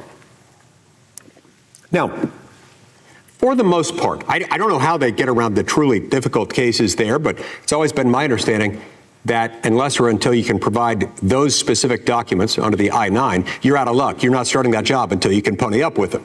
So you're going to have to track them down. You might have to spend a few dollars to get your birth certificate, or if you end up going through the additional steps of getting a passport. Many Americans have them, many don't. It costs a couple $100. So if you're not doing international travel, there's a good chance you don't have one and don't necessarily want to shell out $200 to get one. But you pretty much got to do that when you're starting a new job. But we wanted the Save America Act to be more flexible than that because, after all, we want to make it easy to vote while also making it hard to cheat. So to that end, we allowed for this alternative method by which you can do a simple affidavit and you can submit it to the state authorities, shifting the burden to them. You're taking the load off of your shoulders, giving it to the state elections officials, who will then have the obligation of confirming or refuting the accuracy of the information you gave them. Now, if you lied to them and you did that under a sworn statement under penalty of perjury, you could be in a fair amount of trouble, and I don't think most people will do it for that reason alone. But if you're telling the truth, they're also going to figure that out. And given the databases of documents that these state officials will have access to, it should be relatively straightforward for them to be able to confirm or refute citizenship. So these arguments, these features of the legislation get ignored over and over and over again. Instead, we hear these parade of horribles arguments that you're going to have to shell out $200 to get a passport or you'll be unable to vote. False. That if you lost your birth certificate, you won't be able to vote. False. That if you are a married woman who, after getting married, took on your husband's name and you can't find your marriage certificate, that you won't be able to vote. False. That this will somehow disenfranchise, render unable to vote 21 million currently registered voters in America. That one is completely false, and it gets repeated over and over again. There's not a scintilla of truth to that one. I understand at least where they get to the other ones, but this one is just based on some survey done years ago, I believe by the Brennan Center, identifying that there are about 21 million Americans who are not sure where their documents are that would establish their citizenship. It does not mean they would be disenfranchised. And that, again, completely ignores this provision in the text of the statute beginning on page 22 of line 12 of the Save America Act. So a picture is beginning to emerge. They don't want to fund the entire Department of Homeland Security. We're talking about somewhere between 230 and 260,000 hardworking Americans who are not making a lot of money. They're paid for their services, but they're not getting rich off of this. Many of them, I would imagine, are living paycheck to paycheck. They've got people relying, mouths to feed at home, children, spouses, house payments, car payments, and utility bills mounting up. They don't want to pay them because they're mad at the fact that the border is being enforced. They're mad at the fact that there have been some enforcement efforts in the interior of the country, some of which have resulted in tragedy. And those are all being investigated right now. Inquiries are going on to figure out what happened. But even before waiting for the final outcome of those investigations, they're wanting to shut it all down, to defund ICE and make it impossible for them to do their job. Meanwhile, they're standing behind the entrenched unwillingness, defiant opposition on the part of these blue states, dozens of them, who are refusing even to share the most basic information, the most basic data from their voter registration files, such as would allow for the detection and removal of non-citizen voters who are currently able to cast votes, including in federal elections. They then move on to making an invented argument under the Constitution that this somehow violates principles of federalism, that it violates the 10th Amendment, that it's a federal overreach. That's absolute nonsense, as Article 1, Section 4, Clause 1 gives us unambiguously the authority to set needful regulations concerning the conduct of state-run elections for federal offices. By the way, that same provision of the Constitution, Article 1, Section 4, Clause 1, is the very same provision that was used and relied upon by Congress in 1993 when it passed the NVRA, the National Voter Registration Act, also known as the Motor Voter Law. And it's that same law, the NVRA, that was interpreted 2 decades later by the Supreme Court, wrongly but conclusively nonetheless, is prohibiting the states from doing any follow-up when somebody shows up to a DMV. The whole point of the NVRA is to allow someone to show up to a Department of Motor Vehicles office in their state, in any participating state, and that's nearly all of them that do participate. And you may, simply by applying for a driver's license, filling out the driver's license application, all you have to do on that driver's license application is check a box saying, yes, I'd like to register to vote. And then at the very bottom, sign your name, saying, yes, I want to register to vote, and I am entitled to vote. There is no legal impediment to me voting. I'm a U.S. citizen and not otherwise barred by law from voting. And that's it. No specific information is required. No specific information is even allowed. Per this Supreme Court precedent, wrongly interpreting the NVRA, you can't even ask them any additional questions to verify that. Why?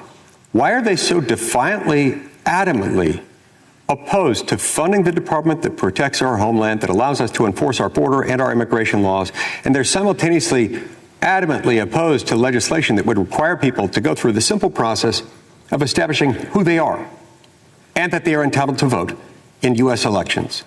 Why? When you marry up the absurdity and the invented form and the hyperbolic nature and ultimately the lack of foundation behind the arguments that they raise with what they're doing, this is alarming to say the least. It's damning, Mr. President. We are a nation of laws. And we are a nation. You can be neither a nation nor a nation of laws if you don't enforce your border laws, if you don't enforce who may call themselves an American, if you don't enforce who may cast a vote to decide your laws. We talk a lot of policy ideas around here. We make a lot of laws here. Well, some would say too many, and they might be right. But this one is different. This is upstream from all of them.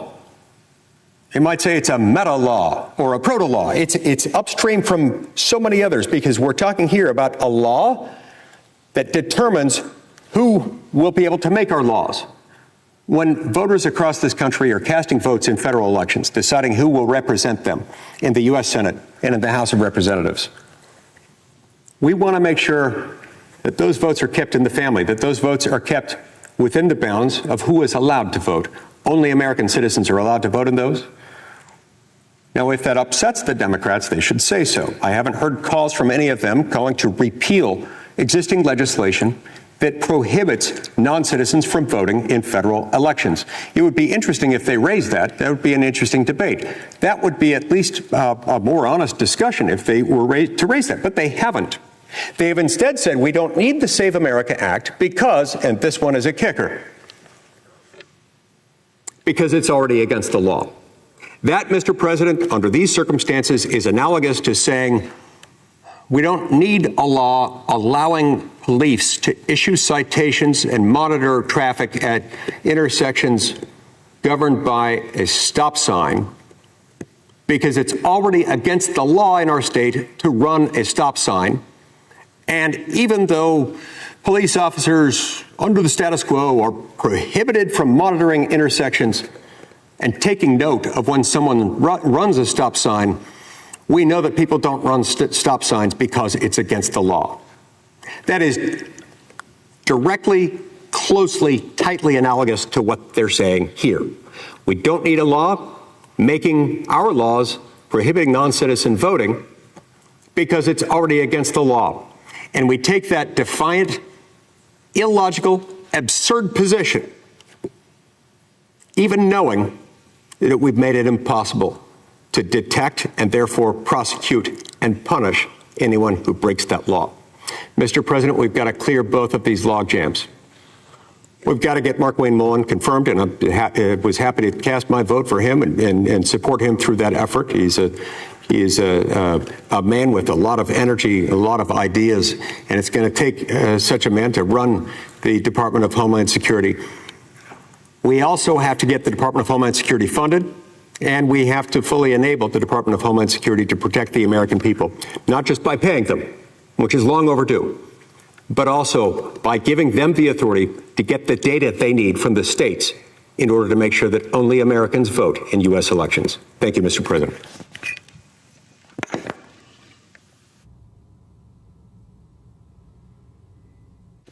Mr. President. I recognize the senator from Florida.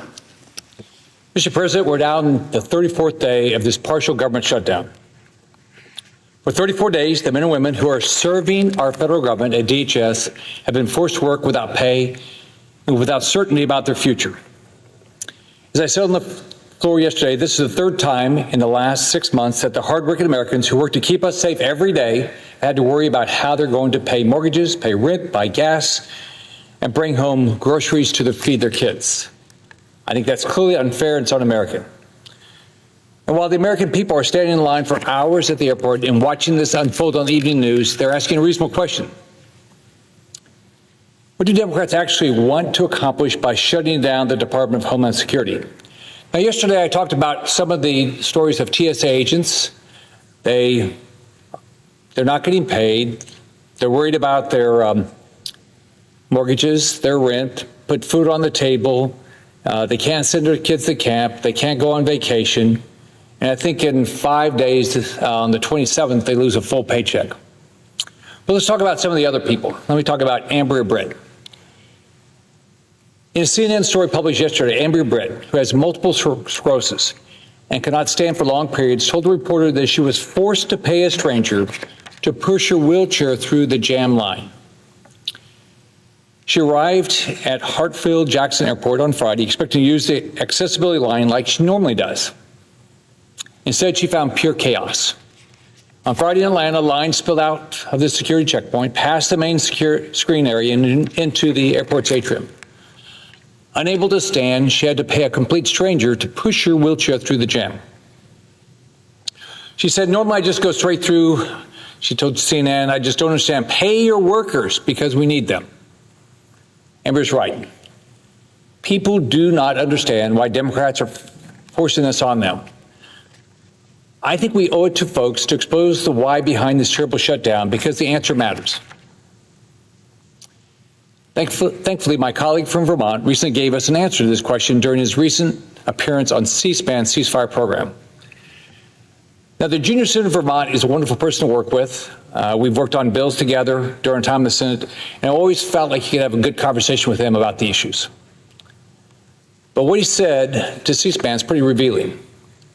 He gave the rest of us a peek into the thinking behind Democrats deciding to shut down DHS.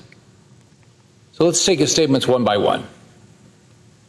The junior senator from Vermont began by saying, quote, in all candor, with what has happened with ICE, I think it's very hard for us to come to some agreement, end quote.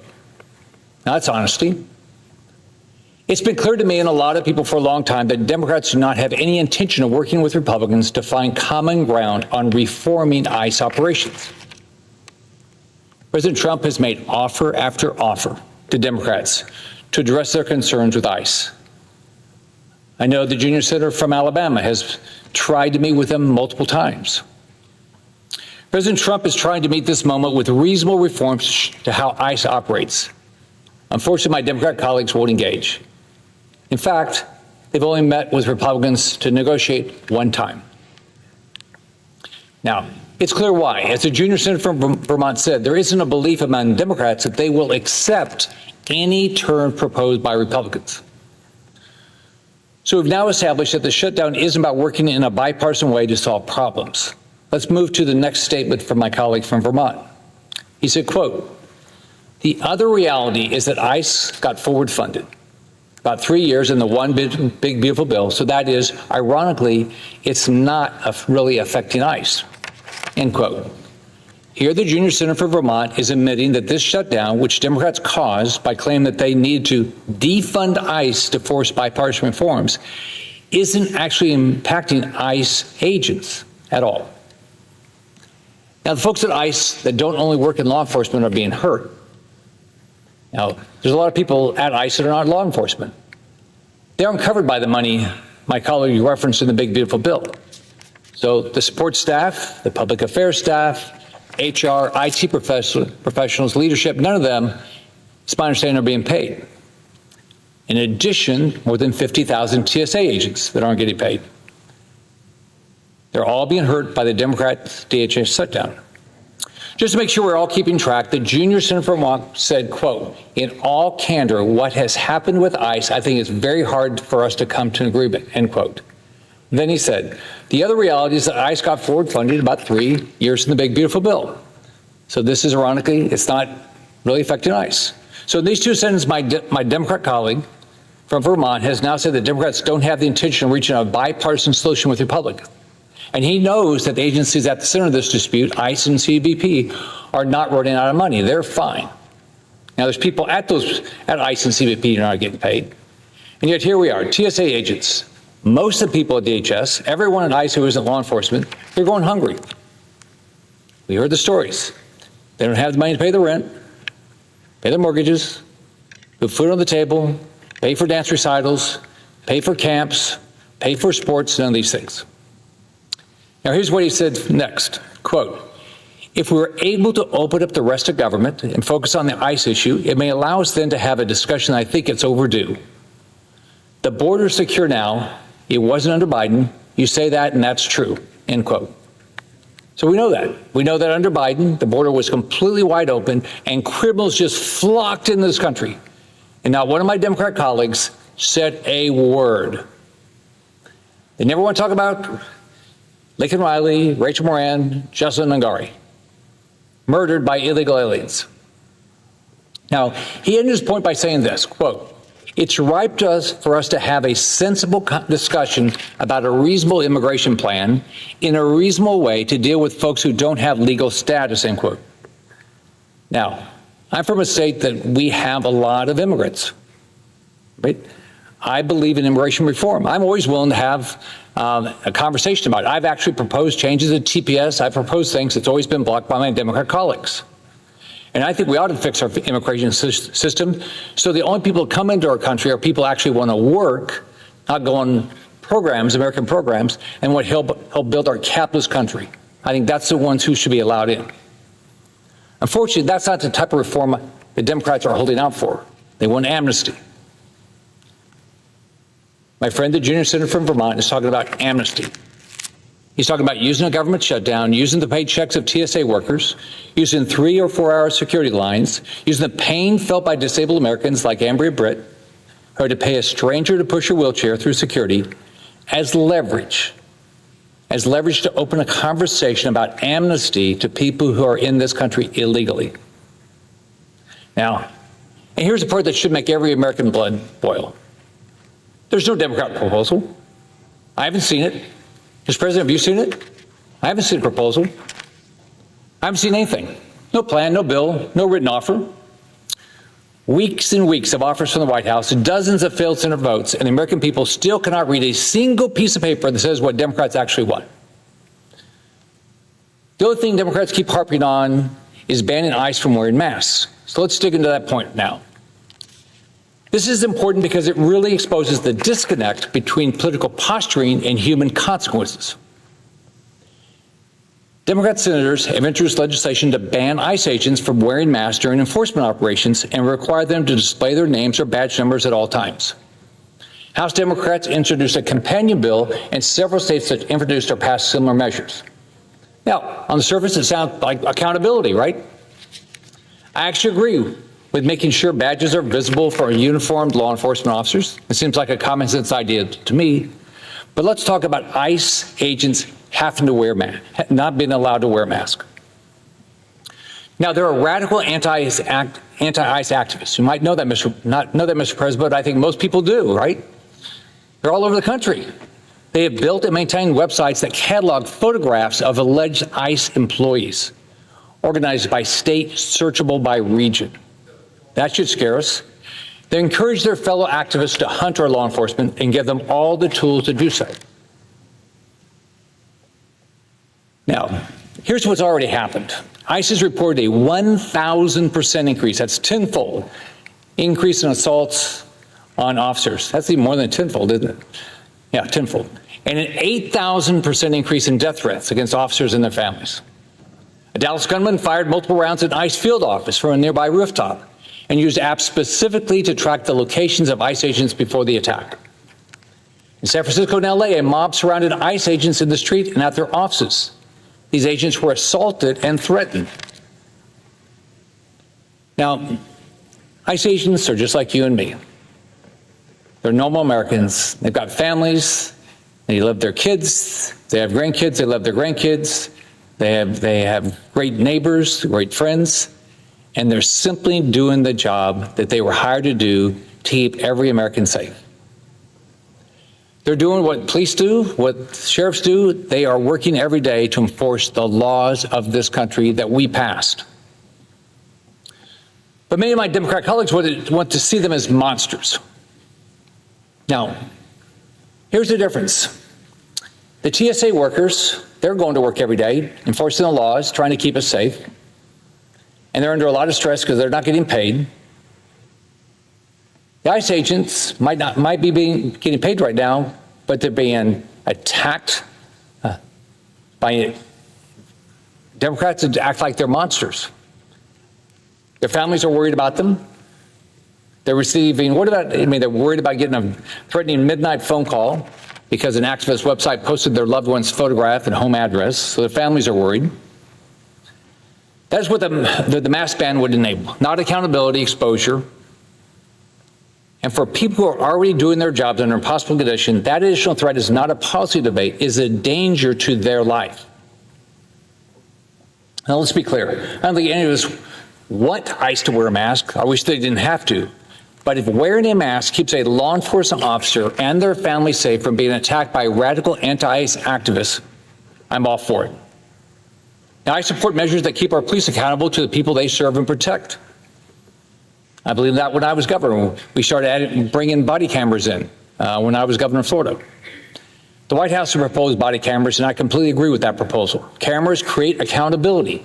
When I just flew through the Denver airport, I saw a couple of the law enforcement officers. They had cameras, and they thought it was the greatest thing in the world. Complete accountability for everybody, them and for the public. Cameras create accountability through recorded evidence and supervisory review without turning every officer into a target for harassment and violence. Mr. President, Democrats still press that they want to, quote, have a conversation. They want to, quote, discuss. Meanwhile, most of the more than 260,000 workers at the Department of Homeland Security are going without paychecks. And your gate security lines stretch around the block. Now, Democrats can disagree with us on immigration enforcement, and that is their right. But shutting down an entire federal agency, refusing to pay the hundreds of thousands of people who simply want to show up and serve the federal government by protecting the American people, all to force a so-called negotiation on immigration policy that we've never seen written down. That's not governance, that's hostage taking.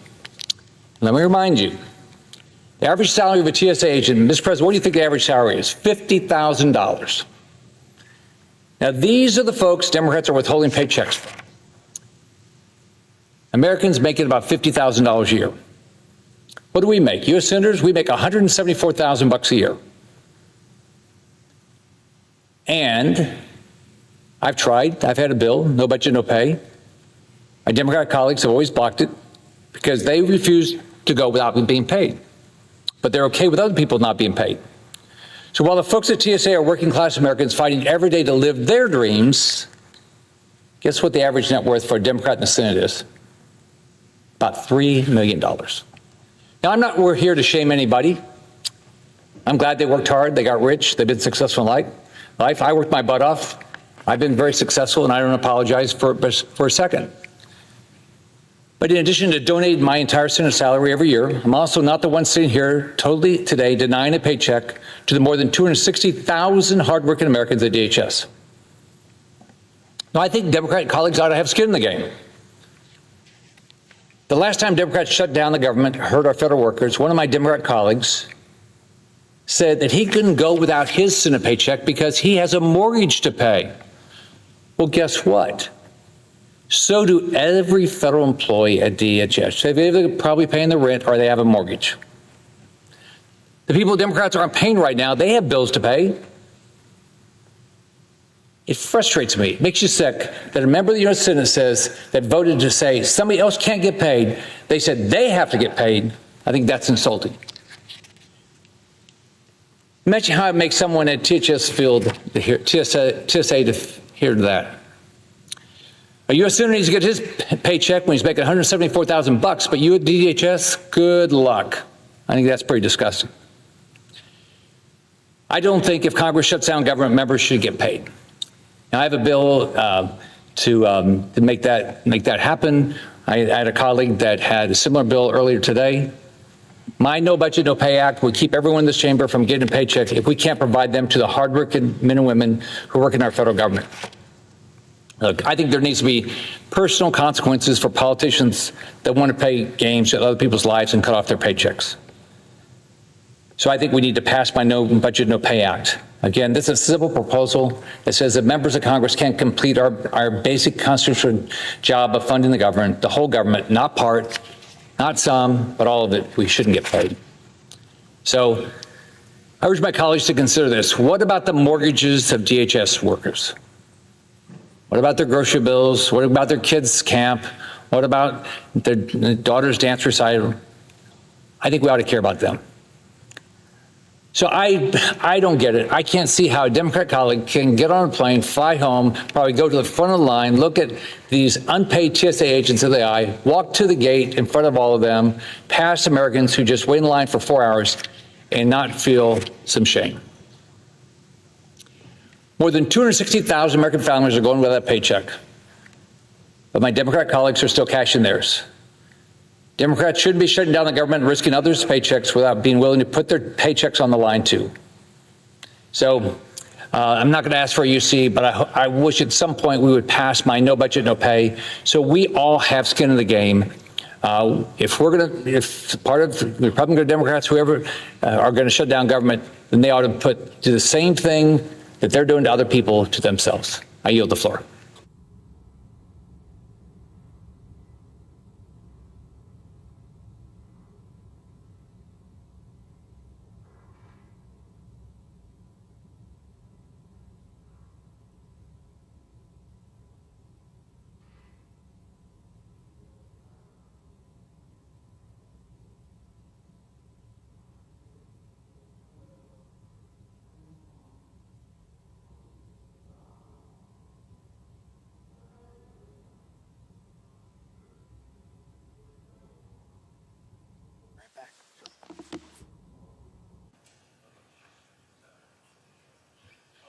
Senator from Wisconsin.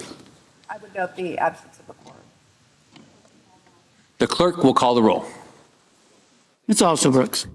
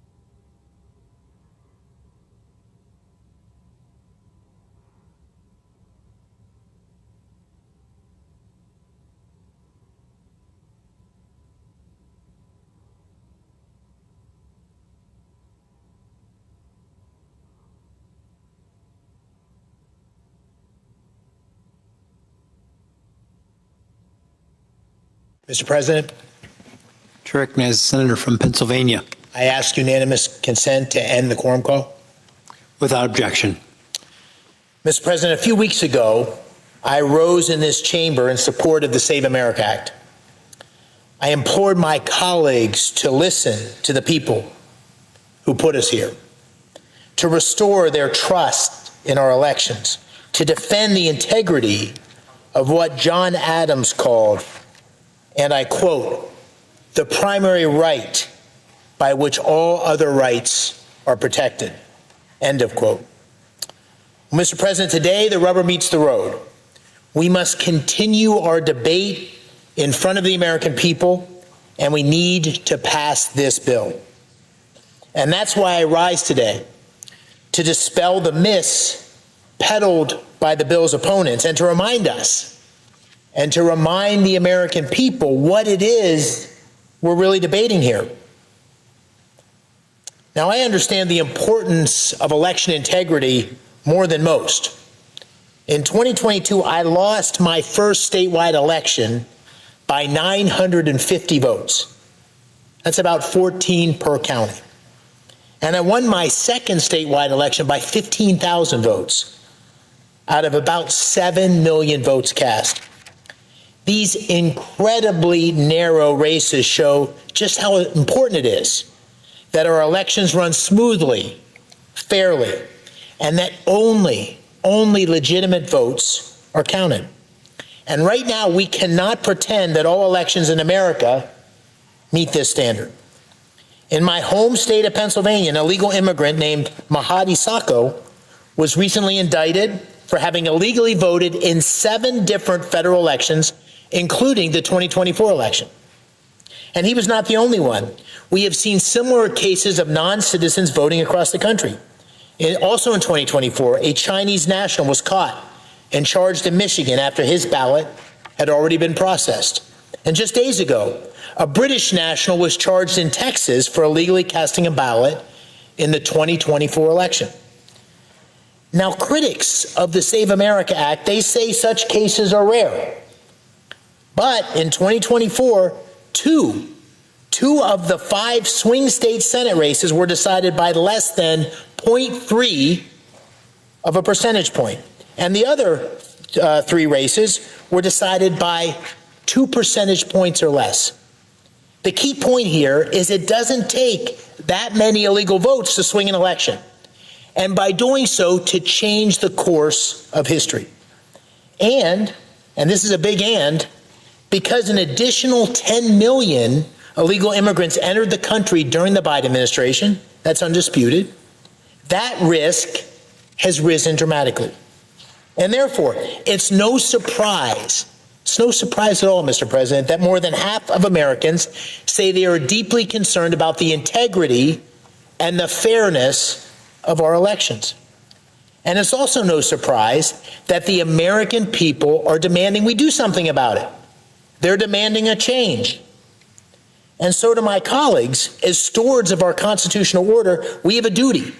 We have a duty to root out the source of this distrust and restore the integrity and the confidence in our democratic process. And that, Mr. President, is why I support the Save America Act, and it's why I hope that we can gain support from across the aisle with our Democratic colleagues as well to support this incredibly important piece of legislation. This bill does one thing. It ensures that only American citizens cast ballots in American elections. And it does so through a number of measures. First, it requires documentary proof of citizenship to register to vote. It requires standardizing the list of acceptable documents that prove such citizenship. It creates an alternative process for applicants who lack such documentation. It requires photo ID when casting a ballot, and it mandates ongoing vote roll maintenance to remove non-citizens, allowing states to use federal databases for verification, and it strengthens enforcement and penalties against officials who knowingly register non-citizens. These are common sense measures, so basic, so reasonable, and most important, the American people support them. Voter ID is an 80-20 issue. Not that many 80-20 issues. This is an 80-20 issue. The Pew Research Center found that 95% of Republicans and 71% of Democrats support it. Meanwhile, only 22% of Americans oppose requiring proof of citizenship to register for federal elections. And that conclusion was from a recent Washington Post ABC News Ipsos poll just last month. Just last month. The American people have spoken. Bottom line, the American people understand the problem and they support the solution of the Save America Act. Now, since I last rose in support of the Save America Act, President Trump has proposed 3 additional measures. These include limiting of mail-in ballots to those who are sick, disabled, serving in the military, traveling, or otherwise experiencing hardship, keeping men out of women's sports, and protecting children from transgender mutilation surgeries. I support each of these efforts, and I support Senator Schmidt's amendment incorporating them. Yesterday, I also voted for the Tuberville-Blackburn amendment, which would have further protected women's sports. But again, the Democrats blocked this common sense effort. These additions make a strong bill stronger. But the overall purpose, and the reason I first rose in support of this legislation is restoring the people's faith in our elections. That is what the Save America Act does. That's what it's all about. And that is why I support it. Now, Mr. President, I continue to hear a lot of misleading claims about this bill, and I'd like to address a few of them directly, right here and right now. Myth 1, that the bill disenfranchises women who change their names at marriage. False. If you're already registered, this bill requires nothing of you. For those registering for the first time or re-registering after a move, the bill explicitly directs states to accommodate name discrepancies. Applicants can sign a sworn statement, submit supporting evidence, and have an election official certify their citizenship. The bill anticipates the challenge and provides a solution. Myth 2, that voters must bring proof of citizenship like a birth certificate to the polls. False. Proof of citizenship is required only at registration.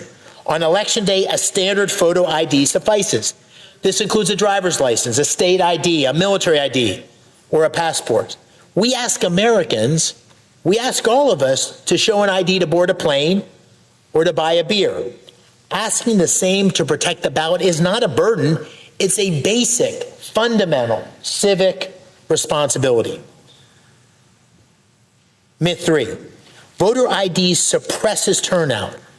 The argument is that this bill, as some have called it, is a Jim Crow 2.0. This is false. There is no evidence that voter ID suppresses turnout. In fact, a 2021 National Bureau of Economic Research study analyzed a full decade, an entire decade of data, and found voter ID laws have no negative effect on registration or turnout. Let me repeat that. No negative effect on registration or turnout. A 2006 study by the Crime Prevention Research Center went further. Fraud prevention measures actually increase participation.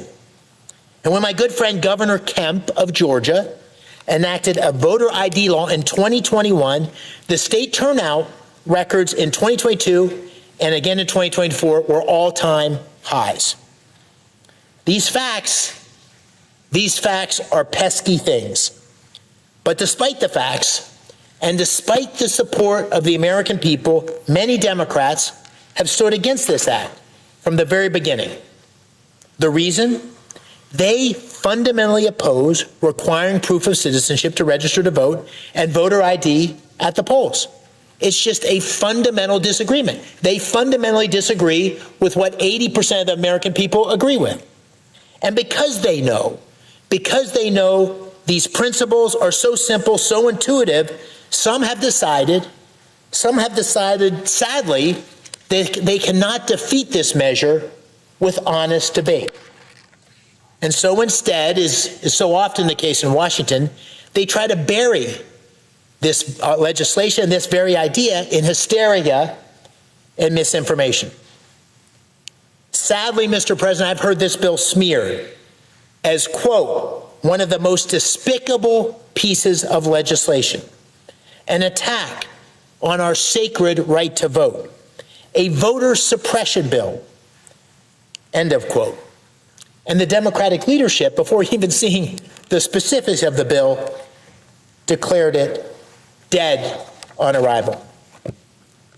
I should be used to it. I'm new to Washington, but I should be used to this kind of performative language, this kind of escalation I see on the left. It's simply petty political theater. It's wrong. It's disgraceful. And it's unworthy. This kind of rhetoric is unworthy of the serious attention, the honest debate, and the thoughtful action that is required on such an important, such a fundamental issue. Mr. President, the facts around this issue are clear. Fact one, the American people are worried about the integrity of their elections, and rightly so. Fact two, the American people overwhelmingly support voter ID and citizenship requirements to ensure that only American citizens cast ballots in American elections. Fact three, these are the core features of the Save America Act. Fact four, there are abundant, readily available ways to get the proper documents or meet the requirements to ease access for all those who are qualified to vote. The bill expects that. It protects that. Fact five, this chamber can and must work together in a bipartisan manner to address this critical concern of the American people. It's possible. Don't believe this is not possible. We just did it. We just did it with the Road to Housing Act last week. Ladies and gentlemen, we have a problem. We have a problem with voter confidence. We have a problem with voter integrity. The American people want it fixed. And the Save America Act is a common sense and effective solution for addressing this problem. For all these many reasons, I implore my colleagues on both sides of the aisle to join me in supporting the Save America Act. I yield the floor. And I quote the absence of a quorum. Clerk will call the roll.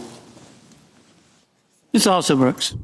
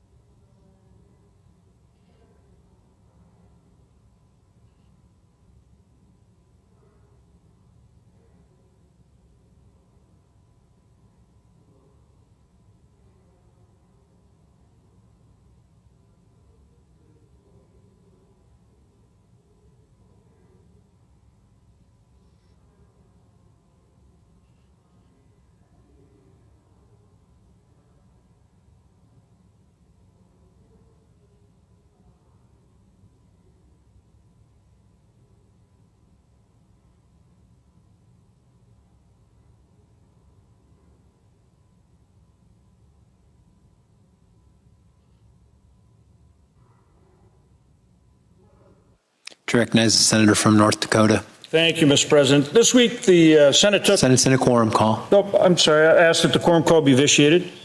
Without objection. Thank you, Mr. President. This week, the Senate took an important step by beginning debate on the Save America Act, a common-sense piece of legislation that safeguards our elections by implementing voter ID requirements and ensuring that only U.S. citizens are eligible to vote in our elections. This is not a controversial idea. In fact, recent polling shows that over 70% of Americans support the bill. Try that one more time. Over 70% of Americans support this bill. That means Republicans, Democrats, Independents, over 70%. That means that the American people agree that only eligible citizens should vote in our elections. It means the American people support voter ID as a reasonable and responsible safeguard. The presiding officer was Secretary of State in the Buckeye State, huge state, millions of people. You know from your own experience that whether somebody's an independent, whether they're Republican, whether they're Democrat, the law is that you have to be a citizen, and people want integrity, voter integrity at the ballot box. This is a pretty fundamental concept, which is why Americans overwhelmingly support it. And if you just the fact that you should have voter ID, just take voter ID, that's over 80%. I mean, think about it.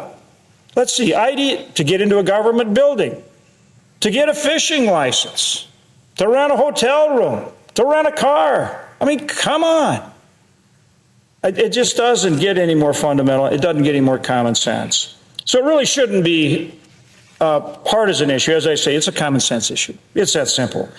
And this body should come together and vote and pass it.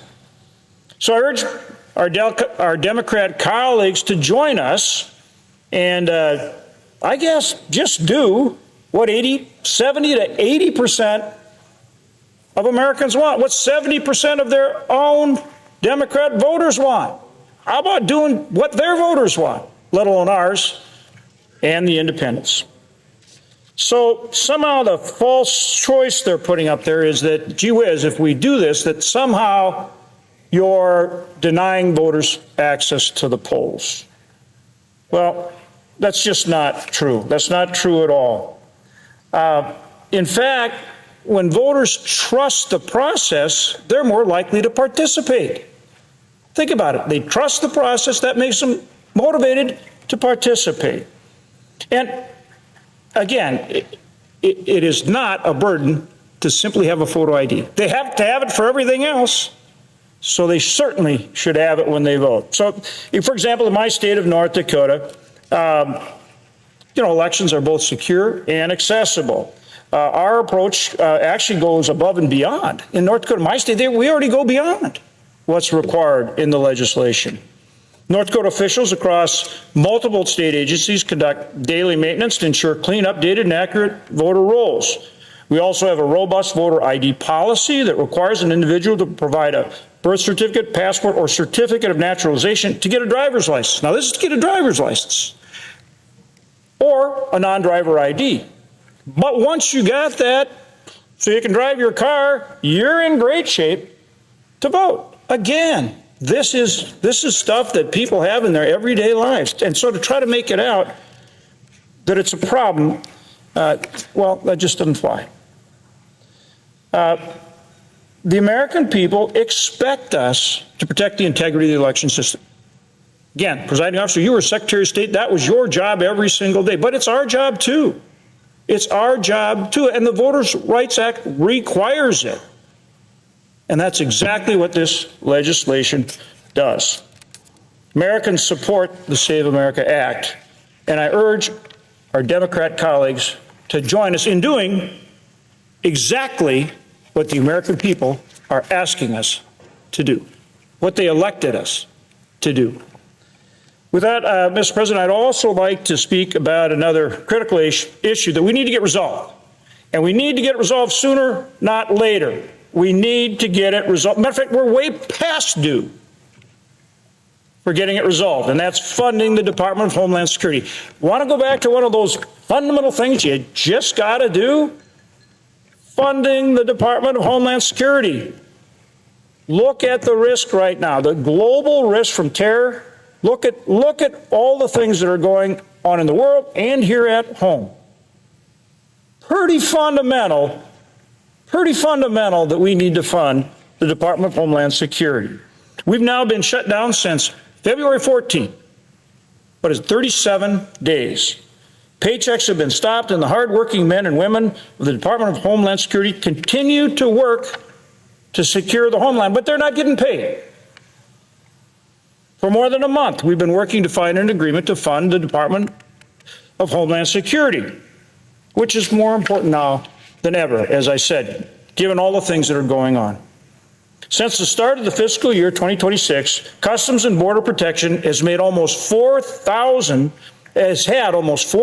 encounters with individuals at U.S. ports of entry who are in some way tied to the terrorist watch list. Let me repeat that. Since the start of fiscal 2026 this year, Customs and Border Protection has had encounters with almost 4,000 individuals at our ports of entry who are in some way tied to the terrorist watch list. Now, I mean, again, it goes to fundamental homeland security. That's what we're talking about. And that's what we Republicans are standing here on the floor and fighting to get funded. And we need our Democrat colleagues to join us. We've offered to make reforms to ICE, including body cams and more training. Guess what? It's right in the bill. It's right in the bill. Also, the president has made changes at DHS. He sent Tom Homan to Minneapolis-St. Paul to diffuse the situation there. And Border Czar Homan did an incredible job. He did a really good, ask Democrat, don't take my word, ask them, they'll tell you he did a really good job of de-escalating the situation in Minneapolis-St. Paul. Also, we are in the process of confirming new leadership at DHS. Our colleague, Senator Markwayne Mullin, we've had the first vote, and we are in the process of confirming him to lead the Department of Homeland Security. And the initial vote, bipartisan vote, bipartisan. Earlier this week, the administration, and obviously there's a lot of us working on getting this done, and we've been working with the administration on it, and earlier this week, the administration provided an update or a list of the policy changes that we've been working on. Meaningful changes to respond in a common sense way to concerns our colleagues across the aisle have brought up. So let me mention some of those. First, limiting civil enforcement actions at sensitive locations like hospitals, schools, and churches. Expanding the use of body-worn cameras and requiring longer-term retention of the video.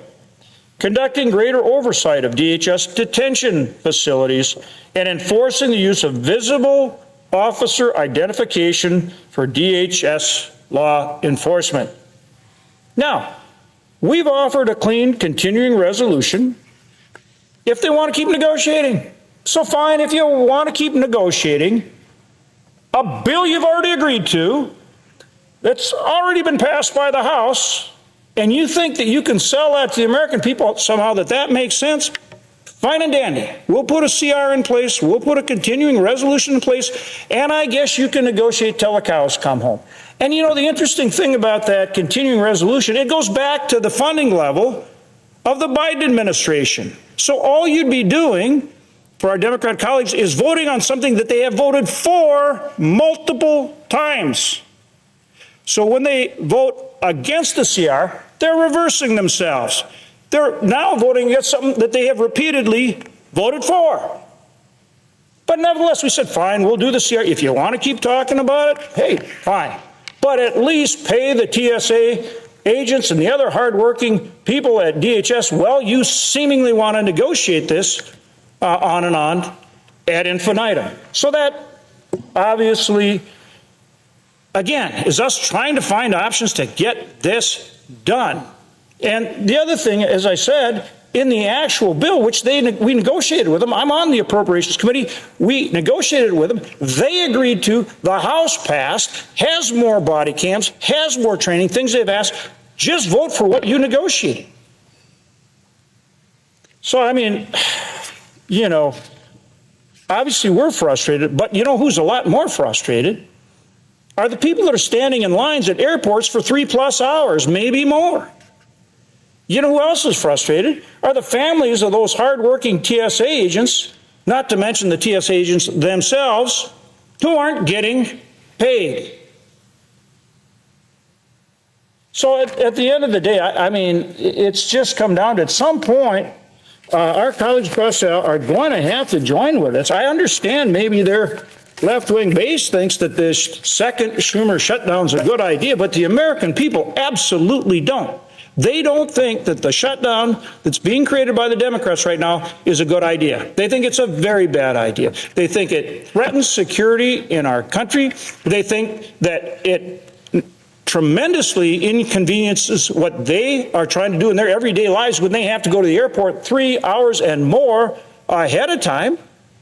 And they certainly think it is unfair to the hardworking men and women of DHS that are working to protect all of us and not getting paid. We are way past time to have our colleagues join us, to say yes to something of all these offers we put on the table and fund DHS.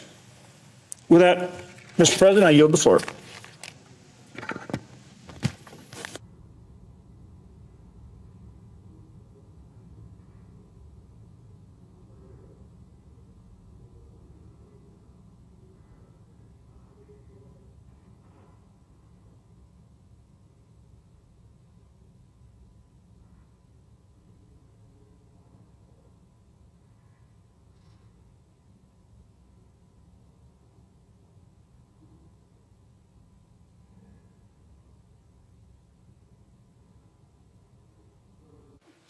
Recognizes Majority Whip. Mr. President, I ask unanimous consent that the Senate resume legislative session and be in a period of morning business with senators permitted to speak therein for up to 10 minutes each. Without objection. Mr. President, I ask unanimous consent that the Senate proceed to the immediate consideration of calendar number 166S1092. The clerk will report. Calendar number 166S1092, a bill to require certain products to be labeled with "Do Not Flush" labeling and for other purposes. Without objection, the Senate will proceed to the measure. Mr. President, I ask unanimous consent that the committee report substitute amendment be considered and agreed to. The bill as amended be considered read a third time and passed, and that the motion to reconsider be considered made and laid upon the table. Without objection. Mr. President, I ask unanimous consent that the Senate proceed to the immediate consideration of calendar number 356S2563. The clerk will report. Calendar number 356S2563, a bill to direct the Secretary of Commerce and so forth. Without objection, the Senate will proceed to the measure. Mr. President, I ask unanimous consent that the committee report and substitute amendment be considered and agreed to. The bill as amended be considered read a third time and passed, and that the motion to reconsider be considered made and laid upon the table. Without objection. Mr. President, I ask unanimous consent that the Senate now proceed to the en bloc consideration of the following resolutions, which are at the desk: S-Res 655 and S-Res 656. Without objection, the Senate will proceed to the resolution en bloc. Mr. President, I ask unanimous consent the resolution be agreed to, the preamble be agreed to, that the motion to reconsider be considered made and laid upon the table, all en bloc.